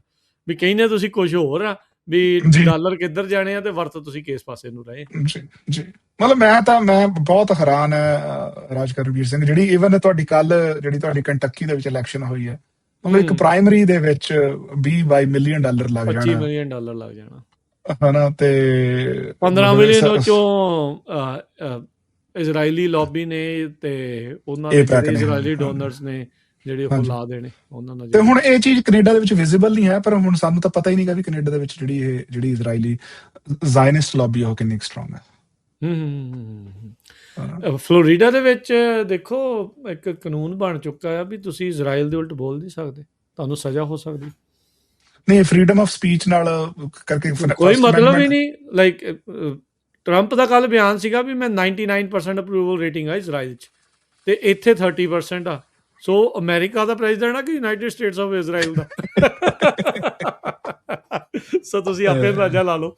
ਸੋ ਇਹ ਟਿੱਪਣੀਆਂ ਦਾ ਹੁਣ ਸਾਹਮਣਾ ਕਰਨਾ ਪੈ ਰਿਹਾ, ਪਰ ਬਸ਼ਰਮਾਂ ਦੀ ਡੁੱਲ ਗਈ ਦਾਲ ਤੇ ਅਸੀਂ ਡੋਲ ਹੀ ਖਾਂਦੇ ਹਾਂ, ਹਮ ਕੋ ਸ਼ਰਮ ਤੋਂ ਆਤੀ ਨਹੀਂ। ਬਸ ਇਹ ਚੀਜ਼ਾਂ ਜਿਹੜੀਆਂ ਇਸ ਟਾਈਮ ਚੱਲ ਰਹੀਆਂ, ਬਲੇਟੈਂਟਲੀ ਜਿਹੜਾ ਉਹ ਸਾਰਾ ਕੁਝ ਹੋ ਰਿਹਾ। ਬਹੁਤ ਧੰਨਵਾਦ ਗੁਰਜਸਪਾਲ ਸਿੰਘ। ਸਮਾਜ ਦੇ ਪ੍ਰੋਗਰਾਮ ਦਾ ਹੁਣ ਇੱਥੇ ਹੀ ਸਮਾਪਤ ਹੈ, ਤੇ ਮਿਲਾਂਗੇ ਫਿਰ ਅਗਲੀ ਵਾਰ ਹੋਰ ਗੱਲਾਂ ਬਾਤਾਂ ਦੇ ਨਾਲ। ਧੰਨਵਾਦ, ਸਤਿ ਸ਼੍ਰੀ ਅਕਾਲ। ਸਤਿ ਸ਼੍ਰੀ ਅਕਾਲ ਜੀ।